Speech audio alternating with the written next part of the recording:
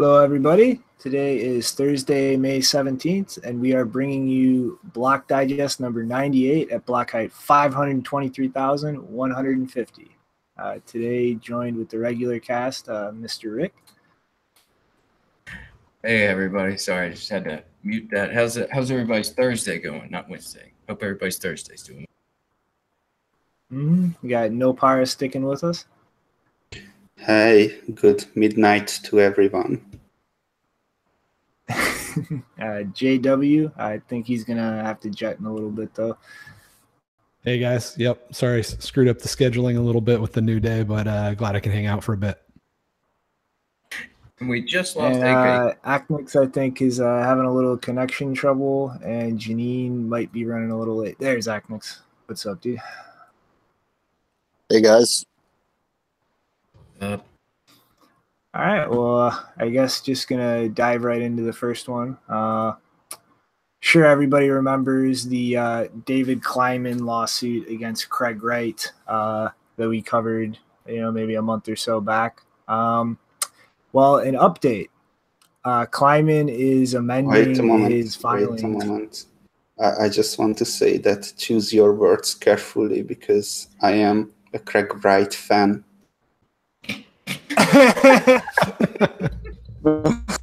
Okay, I will choose my words very carefully. That'd be nice. Fake Satoshi is being accused of committing perjury, and pretty much what Kleiman is submitting in the updated filings is Wright's testimony in a Florida court about his involvement with the company that him and Kleiman supposedly managed together, as well as conflicting statements that he gave as testimony in a court in Australia, in which he claimed to have had absolutely no involvement with the company with Kleiman.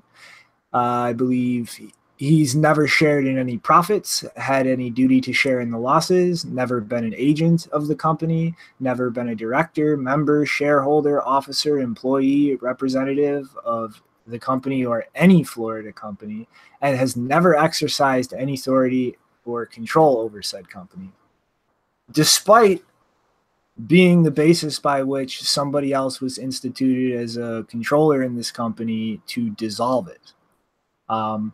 So yeah, I think slowly but surely we're going to start seeing a lot of Craig's bullshit start to catch up with him because it's two different courts, two completely opposing statements.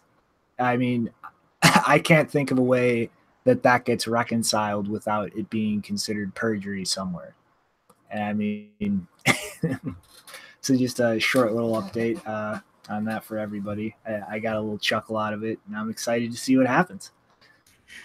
Yeah, I don't know. Craig Wright, he's I don't know, that whole saying you're Satoshi and the BCH and everything, and now it's all this infighting. I'm not surprised that there's going to be a little bit of some courtroom action involved in all that. So yeah, I mean, good to see where he stands right now. I mean, one day I guess he'll be irrelevant and he'll just be a chapter in darksidebtc.com, right? Yes, I can't wait for that to be the case. It's so embarrassing to even have to talk about that guy. I just it totally makes me just kind of like lift up my shoulders a little bit every time I hear his name. So that'll be great. And I don't have the clip on me, but I'm sure it's floating around. But did everybody see his presentation in Rwanda for at a conference for kind of unified African economic activity? He pretty much just angrily talked down to the crowd and bragged about how he had more money than their entire country, and pretty much lectured them about not doing more manufacturing and things domestically. It was cringe. Totally, cringeworthy is definitely the right. Yeah, I saw a little clip of that, but I couldn't watch the whole thing. But yeah, I like raising up my shoulders is not a good description. I actually smell urine and my teeth hurt a little bit every time somebody says CSW. That's the experience that I have.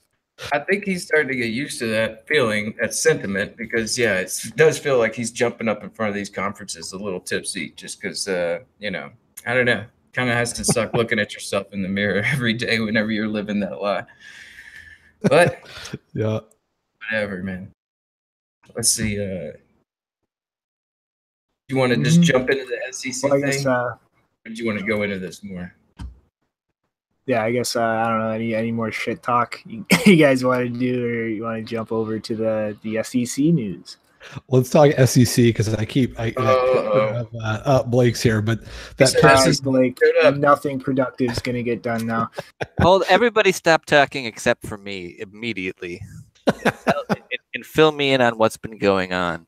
So somebody took that picture of Calvin Air with the the presumable I don't know, but hooker on the boat and put your face on it, and we were just talking about how inappropriate that was because you don't deserve to be slandered like that. What? Also, Craig Wright told Rwanda he had more money than them, and that was funny. He was trying to convince them to use his stuff. What's not clear to me, though, was whether Blake's face was put on Calvin or on the woman. That hasn't been explained to me yet. It's all good publicity. Any press is good press, right? Like my image getting out there is good for me. All right. That's a good attitude. Well, you want to talk about the SEC? Because, right, you just showed up right when we said SEC. You know about this SEC story? They released Howeycoin, huh? You know no, I don't know what's going on. Government bureaucracies? Where? Get them, boy. Yeah, I smelled it and it stank. Yeah, man. So they released their ICO website called Howeycoin, and they have this press release sort of following it, sort of talking about, this is a good example of what you should be avoiding.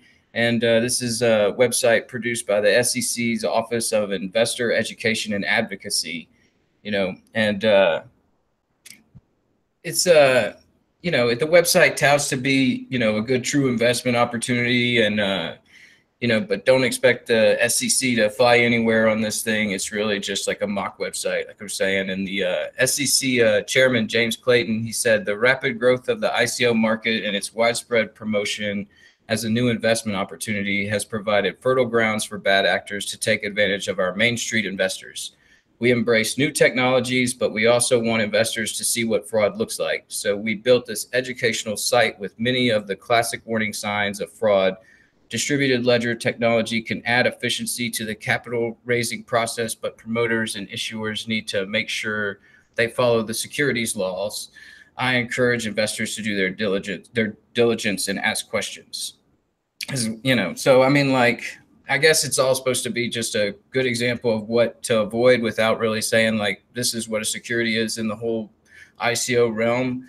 And, if you go to that website, you could see it's got the usual kind of enticements as far as like a countdown ticker, and it's got a white paper that you could look at, and the white paper is pretty convoluted. It's it's saying that really the whole point of this Howeycoin is to be used for traveling and vacation, and it's going to be the medium of exchange for all these different hotels and airlines, and that the only efficiency really that they're gaining, which, like, I don't know, I think that the website actually goes into a pretty good explanation of how central banks and governments and third-party services kind of undercut a good part of business through fees and everything like that. So, but it's probably a little overstated on this website, but it goes into saying, like, the main efficiency is going to be that, just eliminating transaction fees, credit card fees, service surcharges, and all these inherent costs in dealing with money and traveling. And then kind of goes into how the Howeycoin is going to be used as this medium of exchange. And, basically saying that blockchain and cryptocurrencies will turn over the whole current monetary system, and that this is going to be the coin for all traveling in the future. Funny thing about this, what you're showing, that guy John Hines right there on the far left, that's actually Owen Donnelly, the chief counsel of the SEC's Office of Investor Education and Advocacy. And so I think that's the only guy on that whole list of panel right there that's actually somebody. I think the rest of it's just some actors. But I want to call that guy on the phone and be like, first of all, your ICO sucks. I don't know when Moon. I can't buy any of it. I need to know where I can buy the Howeycoin. And then no matter what he tries to say, he gets really angry. I have a solution. I have a solution to your too problems. angry Go for you. buy Howeycoin without an S.com right now because it's available, because these dumbasses couldn't even think through buying similar looking domain names, replicate the site exactly, toss an ETH address on it, and boom, baby, you're going to boom. That's brutal. That is going to happen. That's something where I was like looking at this and, you know, compared to other ICO sites, it's like, yeah, it's not, you know, it's not that much different. I could see somebody totally duplicating it, and then we'll see how much people actually donate to a thing called Howeycoin. But yeah, it's I can see them talking about this at some conference, and then just like somebody in the audience just being like, when moon, just like in the fetal position, screaming at the top of their lungs, purple faced, when moon. And then the SEC would understand maybe we need to be more careful about the type of information that we give, because this is only accomplished people wanting to know when moon. Yeah, Yeah, but I mean, you know, like, dude, sorry, go ahead. No problem.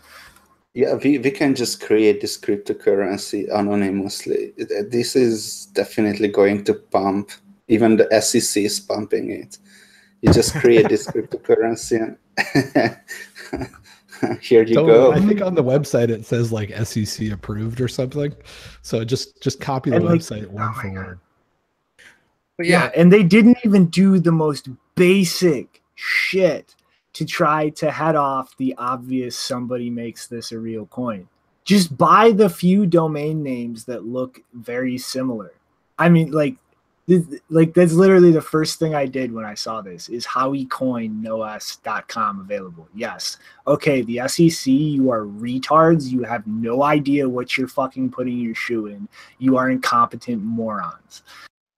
Dude, the government is not incompetent. The government is infallible. I'd like to say this is Brian Trolls. I'm giving away Ethereum and BTC. Click this hyperlink below. This is a verified account. This is Brian Trolls giving away ETH and BTC.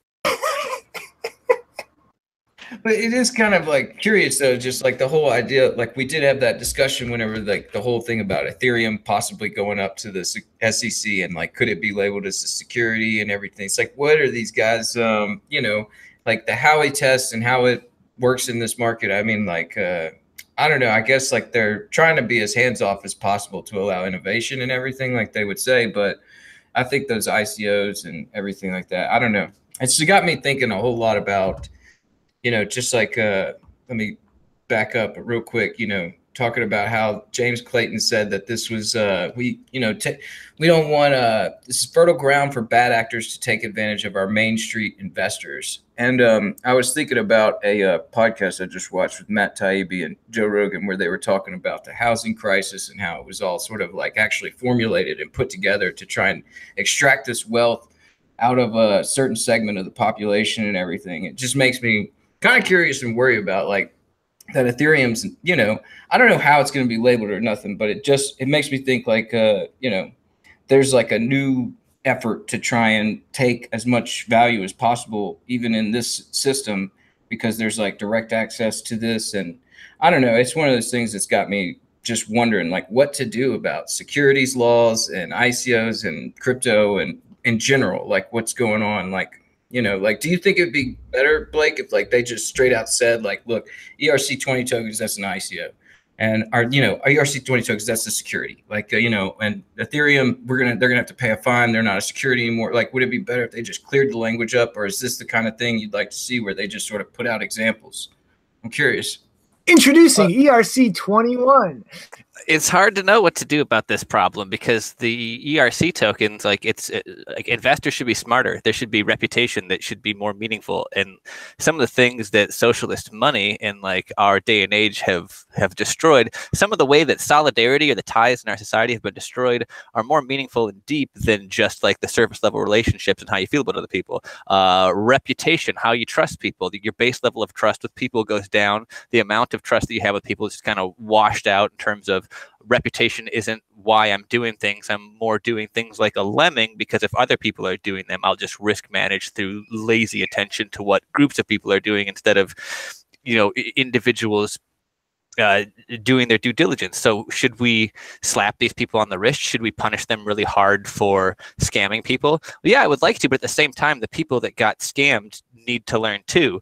I'm not saying that people should scam people or they should go say the ends justify the means. I went and I lifted somebody's Bitcoin and it would have been worse later because I'm a security expert. I'm not saying that, but to some extent we do need for education to take the reins and for people to become aware of the fact you don't just make money for no reason. And if you're making ephemeral gains off of a new medium that doesn't really have any use case because you got in early and you're going to make that early money and everybody else is going to lose, everybody who's not doing that and aware of that needs to realize there are other people doing that and they're going to get your money away from you. And you're probably not going to be fast enough to go and catch a knife and be able to invest in some of these shit coins the way that other people do. So would it be nice to have some meaningful guidance from the government? Yeah. Is the government completely inept? Absolutely. So it leaves us in a place where, you know, mom and dad are home and they're watching the kids, but they're incompetent. So you can't really appeal to their judgment in terms of when shady stuff starts going down. Yeah, I'd just add to that if the government does do something, you can be sure that it's going to make the problem worse. So we have these security laws that prevent people from being able to invest, supposedly to protect them. All it's really done is created this more systemic problem where we have generations of people that have never learned how to invest.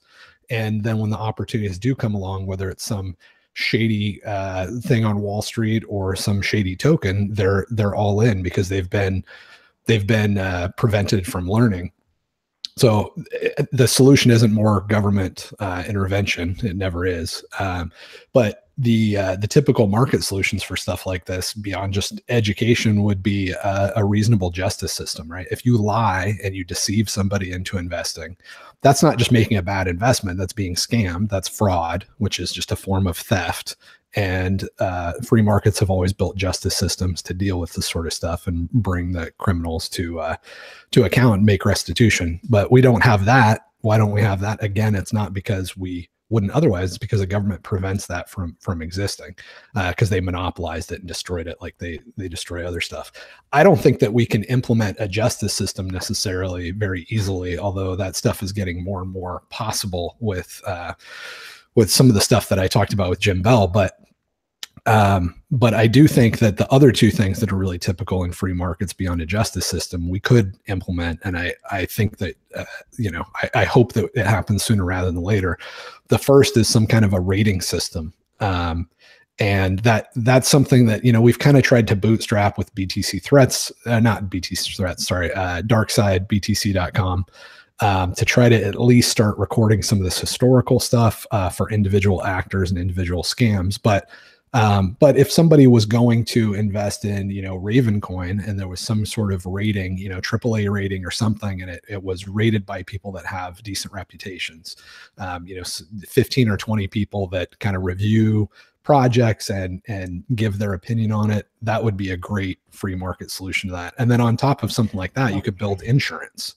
Did you see the Chinese ratings just recently let out where Bitcoin's number 13? Yeah, it has to be ratings by people that have credibility, right? And so it doesn't solve the problem of dumb money, but I'm just explaining how free markets typically solve these problems, and I think that we'll see that evolve. Yeah, I'm just trying to think what Blake's saying about the government can't they're not really getting along, they're not really doing that much. I'm just thinking maybe this is our best option, is just to put up a website like this and they can say look, this is a very clear, blatant example of something you shouldn't be investing in because, it's got all these hallmarks that we would call a security, but, we can't really go into, setting a rating or. But see, nobody cares about because that. Nobody cares whether it's a security or not.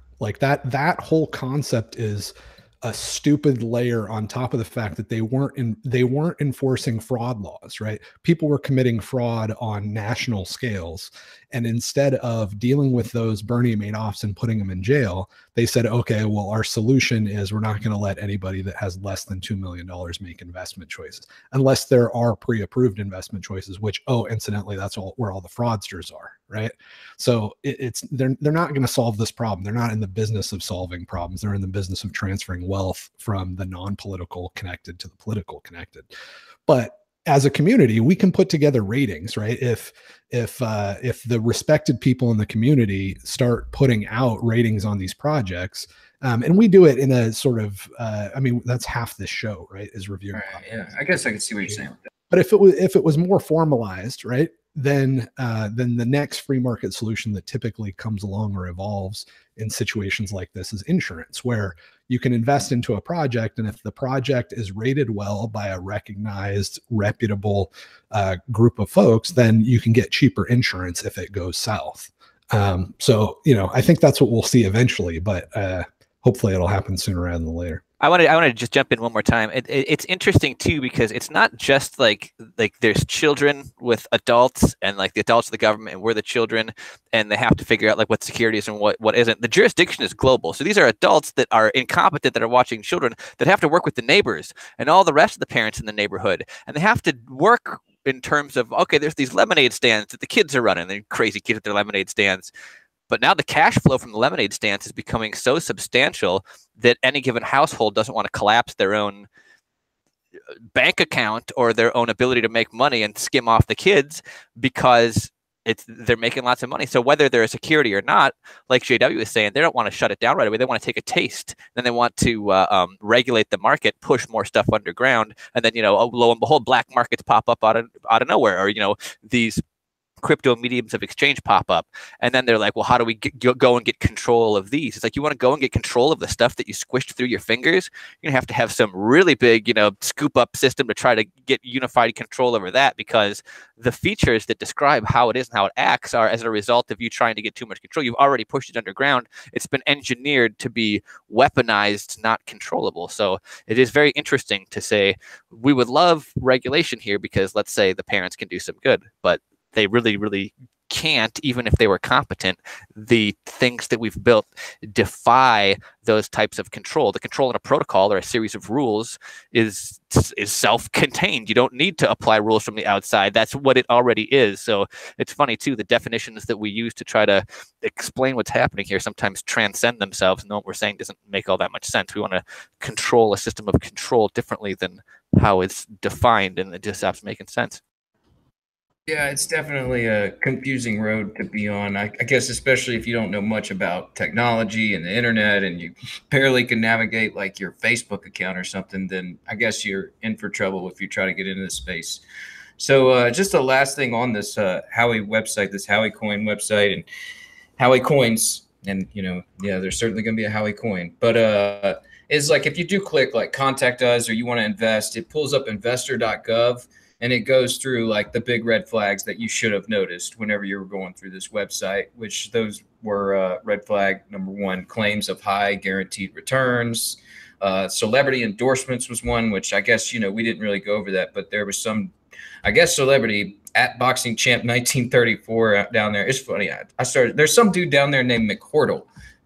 Portal, like not like, I don't know. It got me thinking like, who's back there thinking of these funny names and stuff. So anyway, like another red flag that you should be looking out for: celebrity endorsements, claims of SEC compliant. Yeah, we talked about that.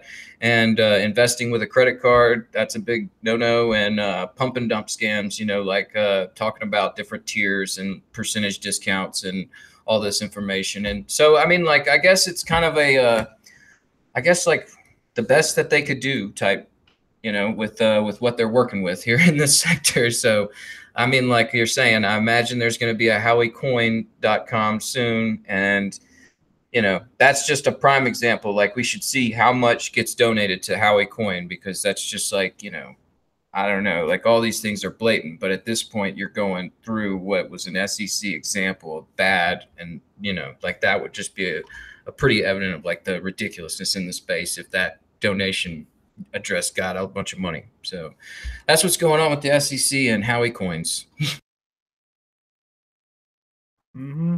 Brilliant. I don't know. It's Brilliant. Bad self-awareness.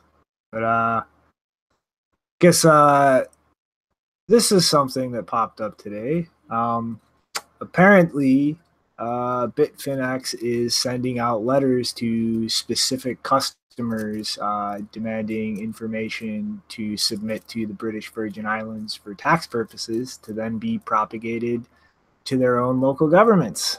So, yay! I'm sure JW has a lot to say on this. Yeah, I mean, I know it sucks, but this is not like, a lot of people are pissed off at Bitfinex for it. And what are they going to do, right? Like Bitfinex is an exchange. People with guns show up, whether they have guns on them or it's just implied by the badge that they're holding that guns are available. They show up and they say, you better start doing this stuff, right? You're based in the Virgin Islands. This is the law.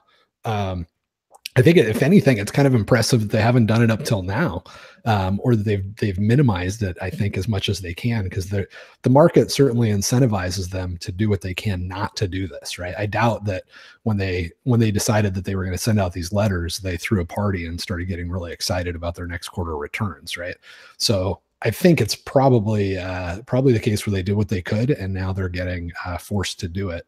They're getting forced to report more stuff or gather more data on certain accounts. But I mean, it's not like we haven't been telling everybody listening for a long time that centralized exchanges are going to do this. I know it sucks for you guys that are traders though, because there's not really a high volume alternative. But you know what? Start going out to Bisq and just doing a few orders, even if it's not what you guys would want to do if you're a trader, because we've got to build up. If you guys want to be doing this in a year or 2 years, you better build up an alternative, and it's got to be a decentralized exchange. So if that's what you want to do for a living, call it future investment in your business to spend 15 minutes adding some volume out on Bisq.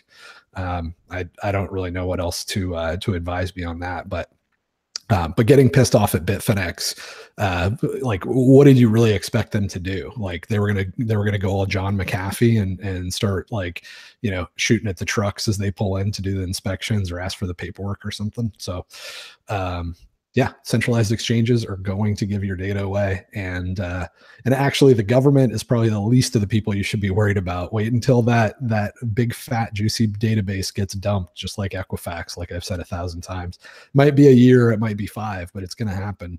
And every person that's bought a substantial amount of Bitcoin and has given up their KYC information, which they're going to be forced to if they're a centralized exchange, is going to be dumped. So.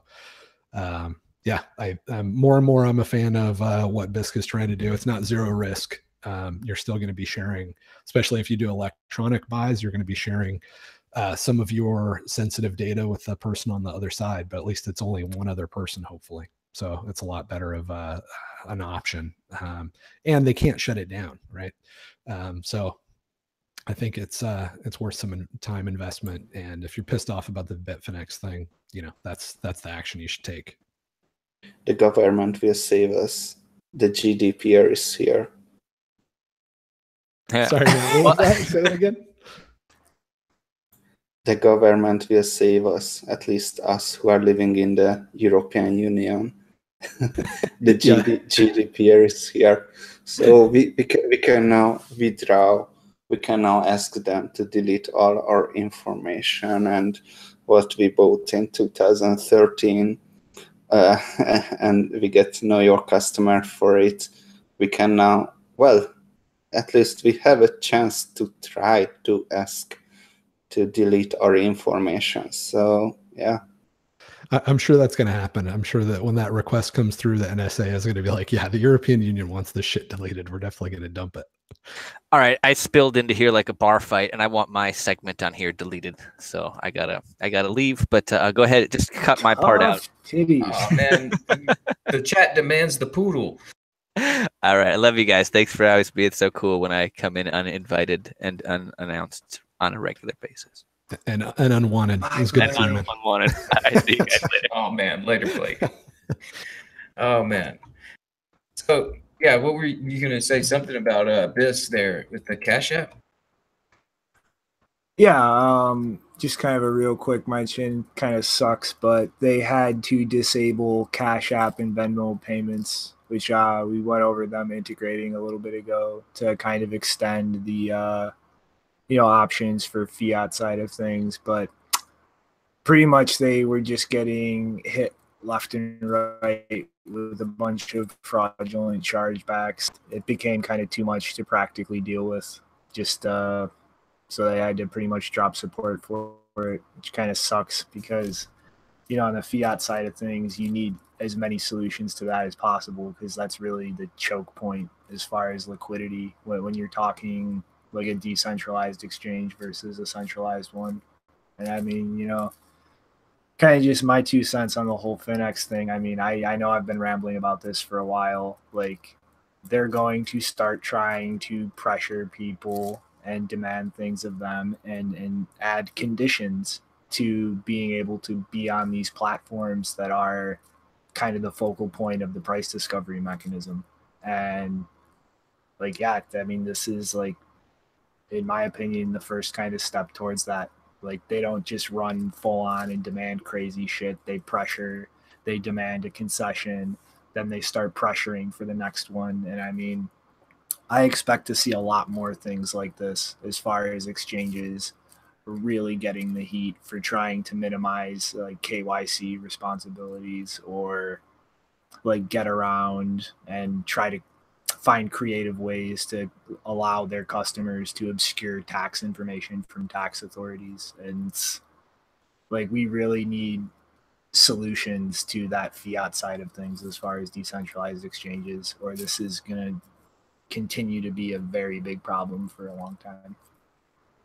It was much better back in the day when we could use any exchanges because you knew that they are going to exit scam anyway, like Cryptsy and MintPal. So you can do anything with them. You know your data's safe because they're going to burn the building and run with all the money. Yeah, the real problem is just the fiat system itself, right? Like, there's no way that I can give you money that you can't charge back, right? And you have like 6 months if you're a consumer in the United States. So if I give you money through any of the mechanisms that are available as a consumer, whether it's credit card or a wire transfer or whatever, I can in most cases, and very unpredictably, right? Like, there's a lot of risk to the receiver that I'm just going to take whatever it is that you've sent me and reverse it. So it's not just a problem for Bisq, it's a problem for Coinbase and everybody else. I think the way that Coinbase is probably dealing with it is a lot of miserable user experience and a lot of investor money. My guess is that they're just burning through a ton of money on dealing with chargebacks and fraud. Because, I mean, think about it. Right now, you could go out to Coinbase. I don't know what your limit's going to be at first, but you can work it up. You can buy $5,000 worth of Bitcoin, and then you can reverse that, right? And now you've just turned $5,000 into $10,000. And that's just the way the system is designed because there's no passwords, right? Like, you have to have a password to log into your bank account. Nobody needs a password to drain money out of your bank account. If I have the information that's at the bottom of your check, right? You sign a check and hand it to me for a cheeseburger. I have everything that I need to take all the money out of your bank account. And the only protection that you have as a consumer is to call and say, hey, can you reverse that? Now, I mean, that's a typical government sort of solution, right? Like, oh, we have had a lot of fraud. Okay, let's create this new thing called investor protection and just prevent people from investing unless they're multimillionaires. The government's like, oh, well, we have people draining bank accounts. Hey, maybe we should add a password. No. Just make it reversible. It just completely snowballs the problem where now you literally can't do business without a huge fraud risk. And I think Bisq is doing a good job. I mean, they're using payment methods where they think that the risk is low, and when the risk gets high, which it probably will for some other payments too, they're doing what they can and turning that stuff off. And I think they've got some ideas that they're trying now around basically holding more of your money for a longer period of time. I don't know the details, but it sounds like they think that they could basically have a larger amount of escrow that's in play for a longer period of time. So I really personally don't know what the solution is to this problem other than, hey, Bitcoin. Like, that's the whole fucking point, is the system is completely a nightmare and it's a mess. And when you want to use it to buy Bitcoin, yeah, it's going to be a mess. But once you're in Bitcoin, you actually have control and things are not reversible. And if I give you some Bitcoin, you actually have it. So it's ugly, but it's part of the reason that Bitcoin is important in the first place. Yeah, it's I don't know, it's just one of the ways that I definitely, whenever I'm always like buying my, my monthly amount, I'm definitely always, like, oh, should I? And it's always just like, yeah, some charge could come through and just take this money anyway, at least when it's in Bitcoin, at least I know it's secure. And if something does come through, I have this and it's not going to move unless I move it. It's something that I wish more people kind of understood that that's a big problem. And, that's a big selling point for Bitcoin. But just yeah, the whole Bisq and Bitfinex and KYC and all that stuff. I mean, like, yeah, it's kind of like it's surprising that Bitfinex could last this long without KYC in their customers, but you know, they did shut off US customers to avoid that. And at a certain point, I imagine it's just like there's so much money moving around that it doesn't matter where you move, somebody's going to want to know what your bottom line is so you could pay the man. I don't know. It's something where, like you're saying, the answer is Bitcoin, and I mean, like, things like Bisq might be able to help us in the medium. So yeah, it's kind of disappointing, but I guess not too unexpected, right? Yep. Yeah, I mean, hopefully stuff like Tether will keep going, and there'll be other Tether competitors. It sounds like there's some of that stuff going on. And you know, I mean, it would be awesome if there was a Fed coin, right? Like the Fed coin thing would solve this if they introduce reversible transactions. I think the UK now has overnight reversible transactions, last I heard. So there is a lot of pressure to enable e-commerce, and I think Bitcoin's creating more and more of that pressure for government systems. So in the United States, we've had a Clear Exchange or something like that. There's been a bunch of different bank initiatives to do overnight irreversible transactions, and they always get stalled in committee because there's too much money to be made with wire transfers and things that are, you know, unreasonably expensive and manual. But hopefully that pressure is kind of reaching the point where they'll have to create the equivalent of a Fed coin, and we can actually transfer our dollars and not have them reversible. I'm pretty sure that's coming. And that would be the last remaining sort of piece for something like Bisq to just be the ultimate solution, I think.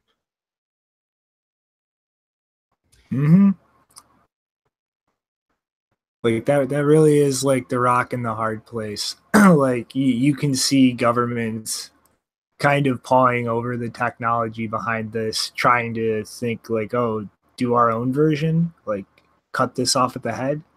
But the minute they do, they remove all the frictions that exist between their systems and Bitcoin, because it's literally both sides just snap, and you can hop in between like anything.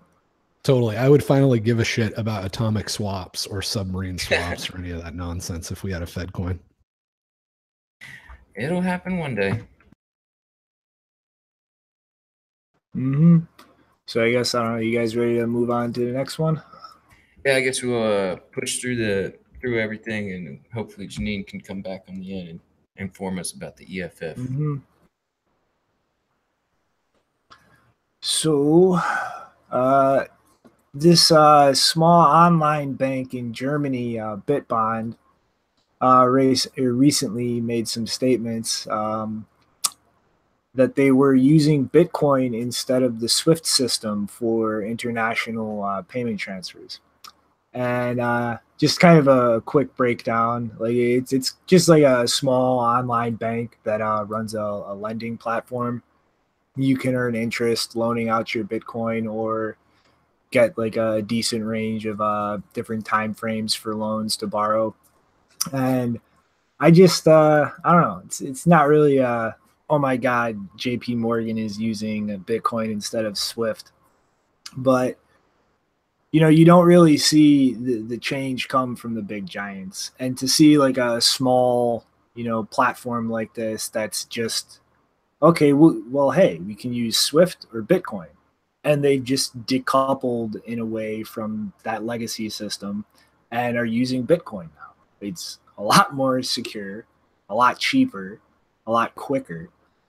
And it's, you know, like, how long until we start seeing this kind of domino with a lot of other, you know, upstart financial institutions out there? Because I mean, even before Bitcoin, like there was kind of that wave of like the tech companies chomping at the financial sector and kind of thinking like, how can we like provide these same kinds of services cheaper, or like more efficiently, or without all the red tape.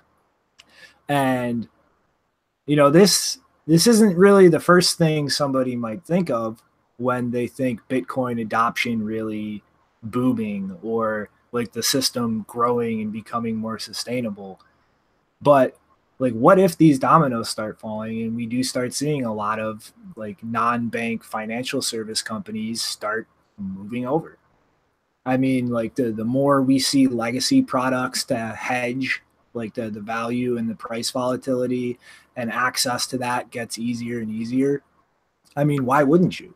If you can hedge the volatility risk and you can have that insane degree of finality and security in quick, cheap transfers, I mean, wouldn't it make sense that a lot of companies that we wouldn't necessarily consider Bitcoin companies start moving over to Bitcoin, just because as a more conventional like finance company, that actually helps them save costs, like, you know, get better service as far as their back end and how that translates to the user experience for the customer. And I just kind of thought it was, you know, interesting to show like, hey, like there is actually a company out there that is doing just that. And like, you know, could this actually turn into a trend in the long term? I think that's awesome. I got a quick retraction. Submarine swaps are related to Lightning. I was thinking of atomic swaps, and I know there's been a couple other ones. So no, I think Lightning's cool. Swapping or, you know, being able to open Lightning channel is good. But yeah, no, as far as swapping for other assets, I could care less. So slight correction there. But this is a crazy story, man. I mean, a bank doing this is completely nuts. Like when I first was looking at Liquid, I was thinking, you know, it's cool that they're going to be able to have assets on Liquid, but I'm not, I don't know. And then, you know, they're trying to make liquidity between exchanges a lot better, but it's like centralized exchanges. What would be really cool is if banks ended up signing up and using Liquid for their interbank transfer stuff, which would, you know, is basically what's happening with the centralized exchanges. That's what they're doing. But and the centralized exchanges are actually just acting like banks anyway, right? So it's not much of a stretch. But I figured, you know, a few years, and now they're already maybe ahead of me, at least in some sense, in using it. So using Bitcoin directly. So it's pretty incredible that this is even being screwed with by any bank. I definitely think there's a trend here with lending and crypto. I mean, like there's Salt Lending here in Denver, which they have some weird Salt token where they lend you the token and you pay back the loan with it. I don't know. They have some token involved in it, which I'm not sure of that. But I mean, just the idea of definitely like, you know, some place where you can put a little crypto down and get a line of credit out on it, or a loan on crypto. I think that that stuff's going to come down the road. But with these guys, the Bitbond guys, like I don't know if you saw this, but like their little logo says, what is it? See no bank, hear no bank, speak no bank. And then like they also have another one that says banking is necessary, banks are not. So I don't know. Maybe there's like something in the, you know, like you're saying, maybe there's a little guy trying to make a name for himself. Same sort of thing happened with hedge funds last year, getting into Bitcoin and crypto. So and now you see Goldman Sachs and those guys coming in. So I think it's a larger trend that you're going to see continue forward with lending in crypto. Yeah, and I mean, it's like, you know, markets, like they create niches. You know, I feel like to a big degree, all the Bcash nonsense has just got people focused on when can I buy coffee? When can I spend this everywhere? But it's Bitcoin is so many different things. Like I might be using something like Coinbase to just drop Bitcoin in and use a debit card. Like you might want to use Lightning Network for different things. Like a bunch of businesses like Bitbond might want to just use it as a settlement layer for their fucking back end for like more centralized financial services. Like all of these different things are going to happen. It's not just when money, that's all that matters. Like each new niche as far as a use for Bitcoin adds more demand, more stability, more sustainability, economically speaking, as far as the protocol and being able to meet the need for constant demand in the long term for the mining incentives. And like all of these things together, it's like we all need to like every once in a while remember step back and look at more than just like the narrow thing I want to use Bitcoin for. Like, what does everybody want to use it?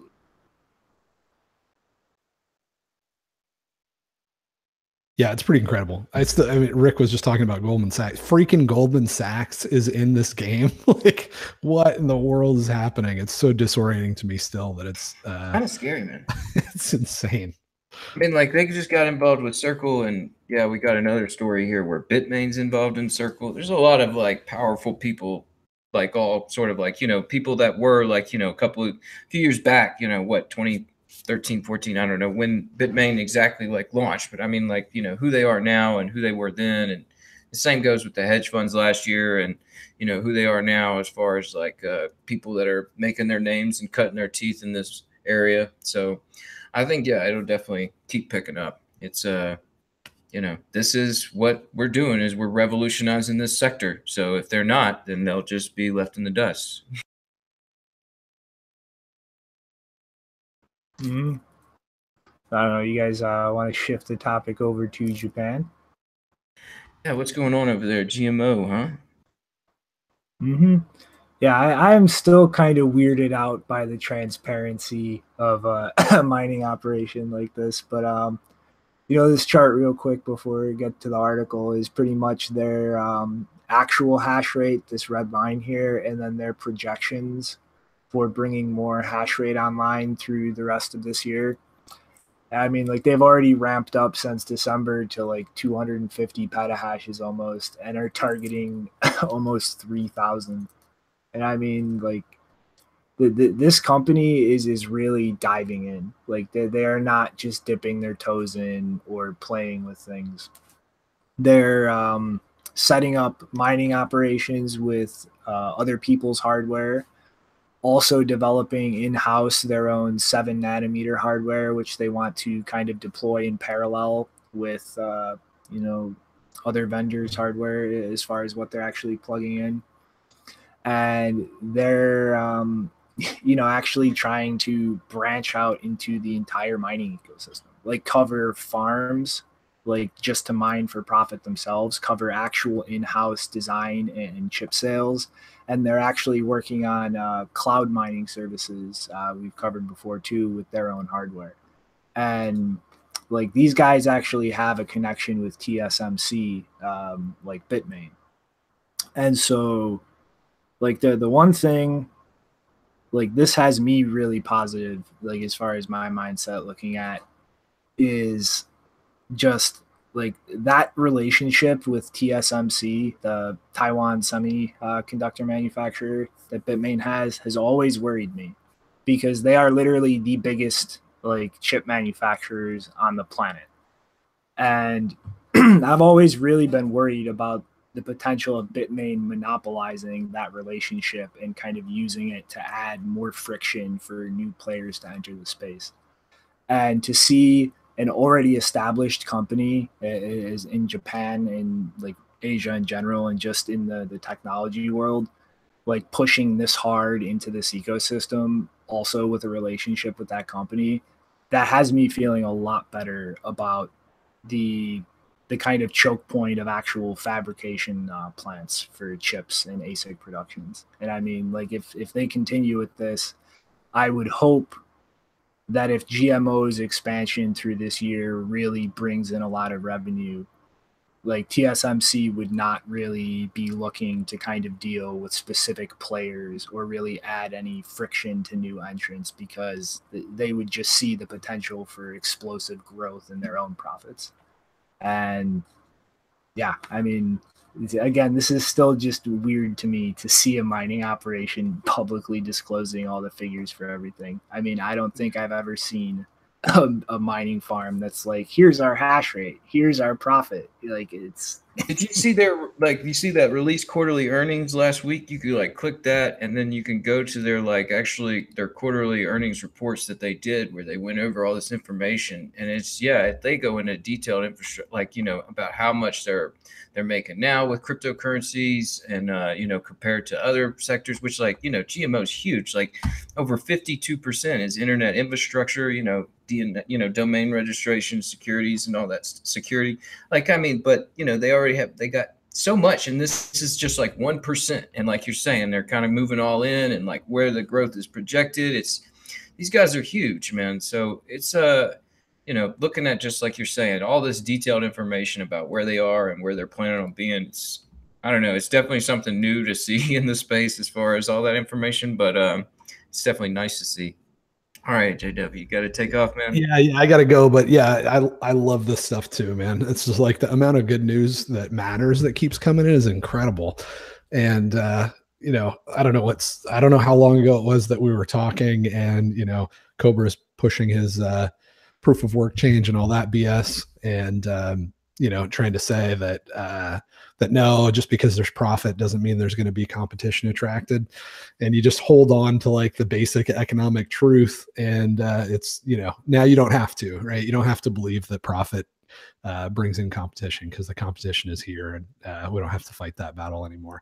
And it's just getting better by the month. It's freaking awesome. So, and my guess is that they're putting out all that data just to put everybody on notice, right? Like, you can enter the mining space if you want, but we're cranking up the hash rate, and that we're going to be getting our chunk of the profit. So it's smart. I mean, if you're going to invest hard like that to scare off the competition, or at least try to encourage them not to overinvest because you're about to be a gorilla, is not a bad idea. So yeah, I hope they kick ass, and and then it'll be fun to watch them get disrupted in like 6.5 months. So competition is great. Yeah, it's coming, man. Well, shoot. Thanks for sticking around when you could, bud. Yeah, see you guys. It was fun. All right. Well, I guess we are trading off. JW leaves. Hello, Janine. Hey, Janine. Hey. Computers suck sometimes. Just right on with the timing, though. I mean, like one person falls off, another jumps on. That's awesome. Did you try to turn it off and turn it on again? Nope, it was more to do with permissions being all out of whack. Whoa. Oh, and Google, your policy of supporting but not supporting Firefox is really pissing me off. Thank you very much. Yeah. Yeah. Fucking stupid walled gardens. But I don't know, Jeannie, we just kind of went over the GMO story. I guess if you had any input on that, or no, Para, I don't think you really said anything on this yet. We're talking about genetically modified organisms, or that other company that keeps mistaking for that? A gigantic internet Japanese company. Ah, okay. They just published another quarterly report and went in depth into their whole mining operation, and I'm still weirded out by the transparency. Yeah, man, it's like you're saying, it's pretty odd to see, but it's nice. I guess no other thoughts on that before we slide along? No, let's slide along. I like this next story. I want to dig into it. Yeah, so this, Mr. Hodl, if you're watching, you finally got your wish. I've literally had to listen to Mr. Hodl screaming, when can he propagate a Bitcoin transaction with a goTenna for like a few months now. And well, Samurai and goTenna have got together and are working on doing exactly that.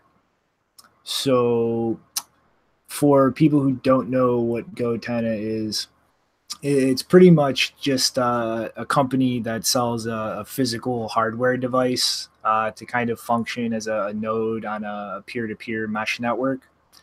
And it's kind of low bandwidth right now. I think like it can only do like text messaging and like some small data. But I mean, it's a start. And, as Samurai is kind of showing here, you don't really need to be able to pipe a 4K video feed through the thing without any lag or latency to get some use out of it. A Bitcoin transaction is just a few hundred bytes unless you're really condensing a lot of outputs. And like this option, like really could go a huge way to like adding more obscurity on the network level as far as who's transacting and being able to tie like a transaction to a specific network identifier, like an IP address or a hardware address or whatever you're trying to kind of tie it to. And I mean, like, yeah, it's Samurai, like these guys seriously kick ass. Like all I see from companies doing user products like this is new fancy pointless thing, or we're supporting shitcoin ABC now. And like these guys, since they caught my eye like last year, they just keep pushing out like actual substantial changes. Like they really are sitting down and thinking, what is every tiny little thing we can do to give users more options as far as adding more privacy to how they interact with the Bitcoin network. And yeah, I don't know. I'm going to just keep rambling unless anybody else wants to jump in. Yeah, man. I was just like, I was looking at this news thinking about like, I guess it was, I don't know, was it the real China ban or something? It was something where people were talking about, you know, we could still SMS transactions through. And, you know, the same thing with Puerto Rico, that whole situation where they were out of power for a long time and it was hard to get transactions through. So it'll be, it's really a great thing to see where we could set up like a mesh network and then, you know, allow these transactions to get through even without like a, you know, an internet connection. And I just think that's awesome. Yeah, to see. And just like, you know, like you're saying with Samurai, these guys are constantly moving the network forward. I think that's like one of the things that everybody that is in Bitcoin should be asking themselves is like, you know, what can they do to help the network? And, you know, I mean, like Samurai's definitely asking themselves that questions and those questions, and you know they take action, and you know that's the whole cypherpunks write code, and you know good ideas need to be implemented. It's not sit around and wait and discuss these things. Like these things are important. Let's get them done. So it's awesome to see, and you know, yeah, kudos to Samurai, and be looking for Wasabi Wallet, man. Maybe they have some sort of a something meshed in there with this sort of stuff. I know you said you're just about finished up coding. Might have some more features to add one day. No, there is not going to be any features. You know, the problem is there are so many things to do in privacy, and you add features, you add this feature, that feature, and that makes that just multiplies the bugs. You have to create, you have to refactor the architecture and introduce new bugs and you know more features, more issues on GitHub, and there are so many things to do in privacy that I would like to concentrate on one goal and not ask myself that, oh hey, here's this blockchain satellite, you know, wouldn't it be cool to add it to a wallet, but rather you know, go just do the specific goal. Yeah, that's my philosophy is. Yeah, I can imagine a lot of extra features are going to definitely add a lot of extra bugs. I guess that's why they're sticking to just Android right now. That's it. It's like, you know, they don't want to mess around with different platforms and all these different problems. So, I mean, it's like you're saying, it's good development and everything, but definitely leads the way towards a bunch of bugs. But I don't know. I guess it has to be developed and those bugs have to be found at some point. So, because yeah, I mean, like, I don't know, there's just too many situations where I think the internet could go out and still got to get transactions through somehow.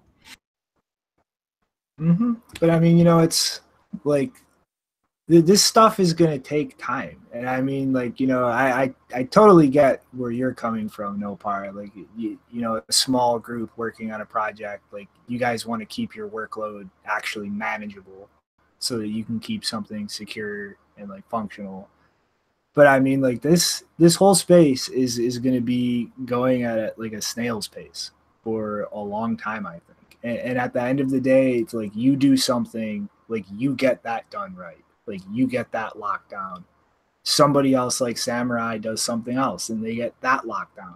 And I mean, over time, like once like all these different features are like implemented and proven solid, and like all the things that you need to think about and catch are like in order, people will just start compiling them into single things with that whole architecture like in mind from the start. Like they'll know what they have to plug into what kind of like interoperation they should actually get out of it. And I mean, it's just going to take time. I mean, like the first thing I saw, or I thought when I saw this, is when Lightning Network. Like when is the peer-to-peer protocol for Lightning Network going to function with something like this? And I'll probably be waiting a long damn time, but it's like eventually somebody will get around to it. You know, there is the other thing is that if you put a new feature, then that's likely going to break privacy, like RBF. Is that bad for privacy? Yes, because that's just another flag on the blockchain that leaves some metadata. And, you know, you would rather not implement RBF because RBF capable wallets can be recognized. So, for example, if a blockchain company sees a transaction on the blockchain and the next transaction is going to spend RBF, the first didn't, then it identify the first transaction wallet, and that's not an RBF capable, then it's going to know that, hey, that outbound went out of the wallet, you know. And, you know, putting RBF and new features into that, that's breaking privacy. I mean, I like what Samurai is doing, and I really enjoy their cool features. I don't want to say anything bad. Like a balancing I act like them. of like Sorry. utility and privacy. You know, you have to give up privacy for some utility, but you want privacy. I could understand that. Like, you know, yeah, it's I don't know. I mean, it's a good thing. We got like different variations of everything. Like, you know, have a super secure wallet like Wasabi, and there's variations of utilities being developed on these other things. I mean, it's interesting. That's why I like it. Just open source. It's like the developments will come. I don't know how long we got to wait until these sort of things are capable with privacy intact, but it's something that I hope for development in the future. I mean, I think like that's kind of part of the problem he's getting at is like you have wallets doing a million different things, like, and that creates little fingerprints so that people can start like figuring out which wallet somebody's using, like actually have more data to correlate things with. And I mean, like that's it's kind of part of what I was trying to get at with like this is going to take time, because like we've tried before to set out like a discussion on wallet standards, and like I think actually like a year or two ago there's actually a conference in Germany to try to like get some standards to work off of, and it just doesn't seem to be working. And I mean, at the end of the day, I think that kind of just leaves it like you're not going to be able to create standards. Like they'll just kind of emerge as people slowly learn the best ways to do things, or like the more efficient way to do things. And you can't like, we've tried, you can't really force it. Like everybody's going to go off and do their own thing. And it's going to take time until people all together realize like what's the bad way to do things and what's the good way to do things. Yeah, time. It's I don't know. We got plenty of it, man. I guess we're going to be drilling through Bitcoin for a long time. So I agree with Shinobi. I think it's very early for standards yet. There are so many things you can do with Bitcoin, and standards would ruin those so many things. On the other hand, standards would be good for privacy, but it's too early to do that for innovation. So it just kind of sucks, but it's like it's where we're at, and we're just gonna have to see how long it takes. But It's open source. Well, It'll take a while. I guess any thoughts on this before I start rambling about our favorite punching bag? Coinbase.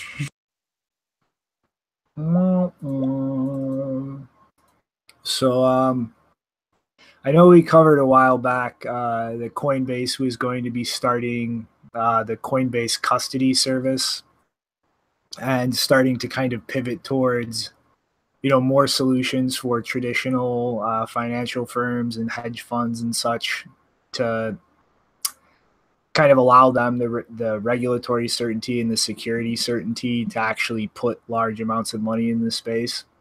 And that is actually officially going live, as well as a number of different things. The preamble part is kind of just them, oh, wow, there's demand for this. I think anybody paying attention could have told them that. But they're going to actually be partnering with some SEC-regulated broker-dealers for the entire Coinbase custody aspect of things. And, these are some of the partners, autonomous partners, Boost VC, Polychain Capital, Walden Bridge Capital. And mostly that's kind of just like, they're going to be complying more with the traditional way of doing things and kind of facilitating record keeping, custody, as far as like, secure cold storage solutions for funds, so they don't have to worry about getting hacked or somebody internal to the company trying to make it look like that and running off with money and things like that.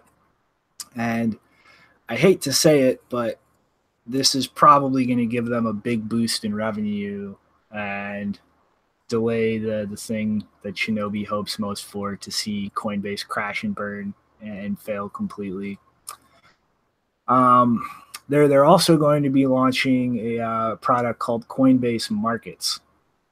And they're pretty much going to be trying to plug into the traditional finance system, like how traditional exchanges and markets do. They generally have actual special purpose hardware, like optimized connections between things to ensure as low latency as possible when interacting with the order books. And it's like pretty much what they're doing is they're trying to consolidate all of the liquidity that their different products and platforms access and really get that back end up to like being on par with, something like the NASDAQ or the New York Stock Exchange. Like, it needs to be predictable. It needs to be secure. You need to know that order is getting filled instantly. There's no latency. Like, none of the problems that retail consumers in this space have been screaming about left and right. Why? Whoa, well, wow. Bitmax froze right when the market started moving. How's that? And, that's, it's, in one way, it's a good thing in that it'll lead to more stable markets, more predictable markets. But at the same time, like, this is the kind of process I've been screaming about regarding like a lot of these centralized exchanges, is we need them, because there really is no decentralized way to have those levels of liquidity, in an order book system or a price discovery mechanism. And kind of inching towards this emulating the legacy system and plugging into the legacy system, like, these are the ways they're going to start trying to close people out. People who don't want to KYC themselves, people who might be trying to cheat on taxes, or who just don't want like all of their information in these huge databases that are now juicy targets. Like, oh, hey, there's a list of all the wealthy people with Bitcoins and their names and where they live and who they are. And, that's a bad thing. Like, that is probably one of the longest term like attack plans I could see happening, is you just slowly try to position yourself as the dominant financial force in the market. And if you can really do that, and lock that position down, you are in a huge position of influence over the network, over the price discovery mechanism, ultimately, to some degree, over consensus rules, because it is nodes and their actual economic weight and volume that kind of keeps that network effect cohesive and coherent. And so it's like this one is really a mixed bag to me. Like, it'll be great for more stable price, a more stable market, but like, this is moving in the direction I don't want to see things moving. Is all of the capital and influence concentrating in the hands of these legacy players who really don't give a shit about financial freedom or people's right to privacy. They just want to own the thing and make money off the thing. And I think not like being vigilant about that is going to be a very, very regretted thing in the future if that's kind of the attitude people take towards these things. Like, I'm, it's an assumption on my part, but I'm betting most people in this ecosystem see things like this and they just go, yeah, moon, price go up now. And it's a lot more complicated than that, and a lot more, like, there's a lot more consequences to think about than, ooh, I'm going to be wealthier now. And so they're also launching this Coinbase Prime product, which is going to kind of try and emulate a an over-the-counter exchange. And so that's really like them plugging into the institutions through order book agencies, them actually integrating their networks and like kind of emulating the structure and the bar you have to meet for legacy markets, now moving into being a big OTC broker. And, for people who don't trade, that is where most of the liquidity goes. Like, this is like, I don't like it. And then the last thing is pretty much going to be like a customer support unit or product for all of these kinds of things, I guess, is the simplest way I could put it. Just kind of like, walking hedge funds through how to deal with their systems, how to deal with these markets, how to deal with the risks specific to cryptocurrency. And like, they really are just kind of trying to set up a one-stop shop for all of Wall Street. And depending on how successful that is and how they as a company are pressured or decide to kind of proceed along this business plan in the long term, like, I think this could easily come with a lot more net bad than net good. And so, personally, I don't think this is like a yay when moon story. This is I really don't like the direction that this is all kind of going. Yeah, I mean, like, I don't know. It kind of makes me wonder, like, how many of these people are already onboarded in crypto, and how many people still have to buy. How many people have Bitcoin that are going to get into these services, or how many people don't have Bitcoin yet that are getting into it? Because, I don't know. I was going to say it might be difficult to get a hold of that much Bitcoin, but we do know, like, there are some Gox coins up for sale and all that. So I don't know. It's definitely, like you're saying, it's something where it's kind of a mixed bag of thoughts on this. And, I mean, like, I know that Circle and Goldman and Polo and all these guys, they've talked about some of these things, like needing to figure out a secure way to store crypto. And I mean, it feels like Coinbase is kind of doing the exploratory work as far as figuring out what exactly these, mainstream, and I mean mainstream, or these investors from Wall Street, like, what exactly they want as far as, like, this is going to be what we call secure, and so this is this financial instrument and that financial instrument. And it's I don't know, it's something where, yeah, if like too many people get going in that direction, it's certainly something that could I don't know, just to even think that, yeah, these the price would be out of consensus and just be manipulated.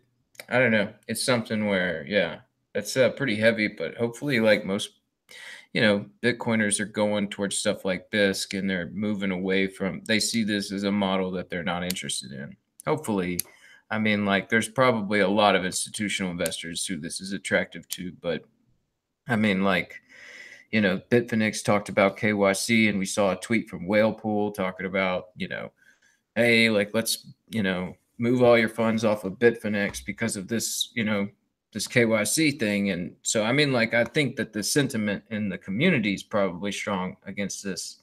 So I don't know. We'll have to see how much those institutional investors can move things around once they figure out what exactly they're going to be doing. I mean, it looks like Coinbase is coming up with the model, though, that we might see sort of pushed forward later by Circle through Goldman. I don't know. It's like you're saying, it's a mixed bag.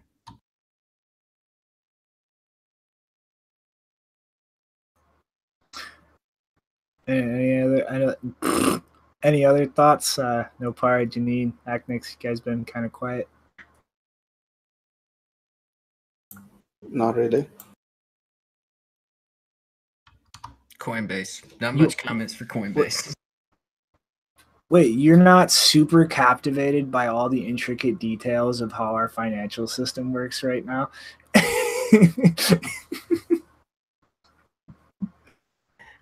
Get boring quick. I'm not an expert of the traditional financial system like you guys. Yeah. Learning as we go along. Right, sure. You guys want to dive into the air quote consensus 2018 coverage, or otherwise known as shit posting? Yeah, I guess. Like, what, man, that was a big thing. It's still going on, right? Is it like still going on? Yeah, that's what it needs to be. No, I think yesterday was the last day, but I think this picture accurately sums it up. It is a giant circus, guys. Yeah, I think that's like a giant electronic music festival. It's about what it was. It's a giant festival of blockchain. And I mean, it's not consensus without a shit ton of Lambos parked out front. And what's that? Oh, yep. It was just a promotion. They staged it. Those aren't genuine Bitcoiner Lambos. Those are fake Lambos that they're putting there to try to draw in the suckers. It's kind of messed up. Yeah. Yeah, I'm sorry, but I really one of the things I just don't understand about consensus in general. First of all, it's in New York City. New York City, guys, not just somewhere out in the middle of nowhere in the U.S. It's in New York City. It is the probably one of the biggest financial capitals in the world. Yeah, you don't think that conference was being overrun by law enforcement? Like, you're kidding yourself. Like the idea that you would want to organize, I mean, apparently, because, you know, I was reading some of the jokes that were being made by people like Elizabeth Stark at the conference, and the audience didn't get them. So I don't think there was actually a lot of Bitcoiners there, at least in terms of the percentage of the audience. But the idea that you would want to have all of, like, so many people in Bitcoin be showing up at this one location that's very prominently known in the middle of New York City is just mind-boggling to me. Like, I wouldn't want to go to New York in the first place, but I would definitely not publicize the fact that I was attending a Bitcoin conference in one of the most popular cities in the world. Like, it's just, I always find that so amazing that people are willing to do that. Like, it's the United States, guys. Like, there was already a guy, I can't remember his name, but he was asked while he was leaving at the airport, he was asked if he was a Bitcoin maximalist by border security. Like, do you really want to have that kind of thing happening? I don't think so. It's Having cash for life. You know my story at the U.S. border. Yeah, I heard. I remember you went to a conference last year, and I heard you got asked. Yes. Yeah. I went to a Scaling Bitcoin conference, and they asked me that why am I coming? And I said a Bitcoin conference. It was Miami, and they said what conference? I said Bitcoin. and they were, oh, wait, let me look into it. They looked into, and okay, please come with me. So they took me and detained me, couldn't use my phone, couldn't do anything, even started shouting at me when I tried to use my phone. You know, I actually managed to tweet that, hey, I'm in trouble. I don't know what's going to happen now. So they were keeping me there for 12 hours. I missed my connection, and, you know, it was really intimidating, because, well, the good thing was that they had their shift, so there were new security guys, and they didn't know why I was there, and I went to them, and they were asking me questions. So why did you come? And I said, math conference, you know, mathematical conference, and I didn't say about Bitcoin anything, and so they let me go because they didn't know why I was there. But, you know, you had to stay quiet. You couldn't use your phone, internet, anything, and that was it for 12 hours, keeping me there. And it was terrible, just because I said I'm coming to a Bitcoin conference. So that was the last time, actually the first time I went to the US, and it's too bad because I liked it a lot. I liked the people there, and, you know, the general population was smarter than most of the countries I've been to, and more optimistic. So yeah, I'm not going back anymore. So yeah, that's my segue here. That's aggravating to hear. I mean, like, it's not like, I mean, like we're saying about some things that are aggravating, but it's not surprising, I guess, because it's just the way that, you know, these certain agencies have that sort of level of, you know, not really any oversight. They could really do whatever the hell they want, and they can just throw you in a cell and then just say, like, yeah, and then you just happen to get lucky enough that the next shift comes on and they didn't get explained as to what's going on, and you're able to fandangle your way out of there. It's kind of I don't know, it's kind of sad. It's like just the way of the day now. It's like you can sort of, you're gonna have to word your way through all these things, because it's like, yeah, I don't know, what year was that? Was that a couple of years ago, or was that like No, just it was in January, or yeah, oh wow, this year? year. Man, yeah, that's really upsetting. I was thinking it was going to be back in like 2015, 16, when we still had all that bad, you know, press around Bitcoin. That's yeah, that's really upsetting. I don't know why they would, you know, the whole MYA thing last year at Consensus too was just one thing that made me think, like, why would I even want to go to that? Like, you know, the New York agreement was at the last Consensus last year, and it's like, you know, these guys, like, you know, who organized it, you know, they put that agreement together. So like, why would we see this as like anything other than this ridiculous blockchain circus spectacle that it's become? And you know, probably you know, I mean, yeah, that stinks no par. I wish I could say something that would be like you know, a little bit of like a good thing that might come around the bend, where maybe you can, you know, come over here and not have to worry about that. But I don't know when that'll be, but hopefully, you know, you can get over here and, you know, you can, you know, feel a little bit free about where you're at. It's just like you have to get to different parts of the country. It's unfortunate, but it's like there's some parts of the country that are just a little bit more strict than others. I'm sorry you went through that, man. I mean, I like the country. Uh, the the entrance process was, you know, like, I was scared as shit. I just don't want to do this again to myself, you know. It's, yeah, not good. Oh, yeah. You I think Denver's an international airport, man. If you fly into Denver, I'll be there, and if they give you any shit, I'll be there with them. You know, I don't know what extra, you know, thing I could do, but I'll, you know, I'll try and help you out if I can. Well, I don't know. You said, Rick, why would somebody want to go to consensus? I'm going to give you a lighthearted topic shift and say this is why. Because you get a gold mine like this. Yes, that's right. Protesters, bankers against Bitcoin.org.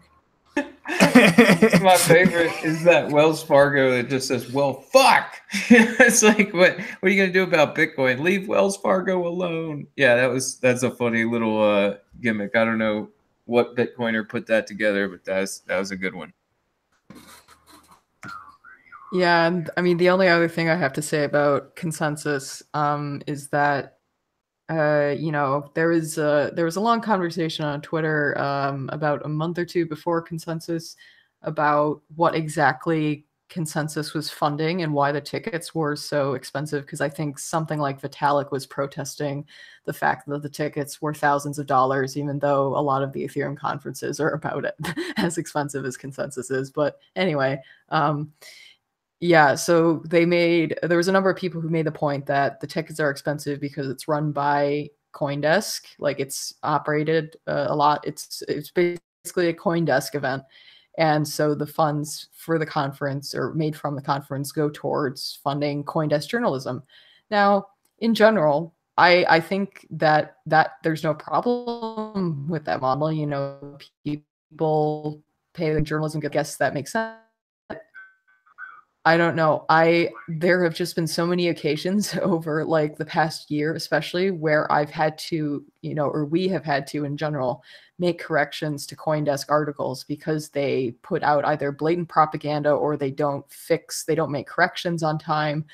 And it's just like, you've cost me more time in terms of money than I've actually benefited from that journalism. And so why would I pay thousands of dollars to come to a conference to fund journalism that has not actually informed people properly or made my life any easier? So if CoinDesk, if that's the model they want to have, fine, but they had better actually step up.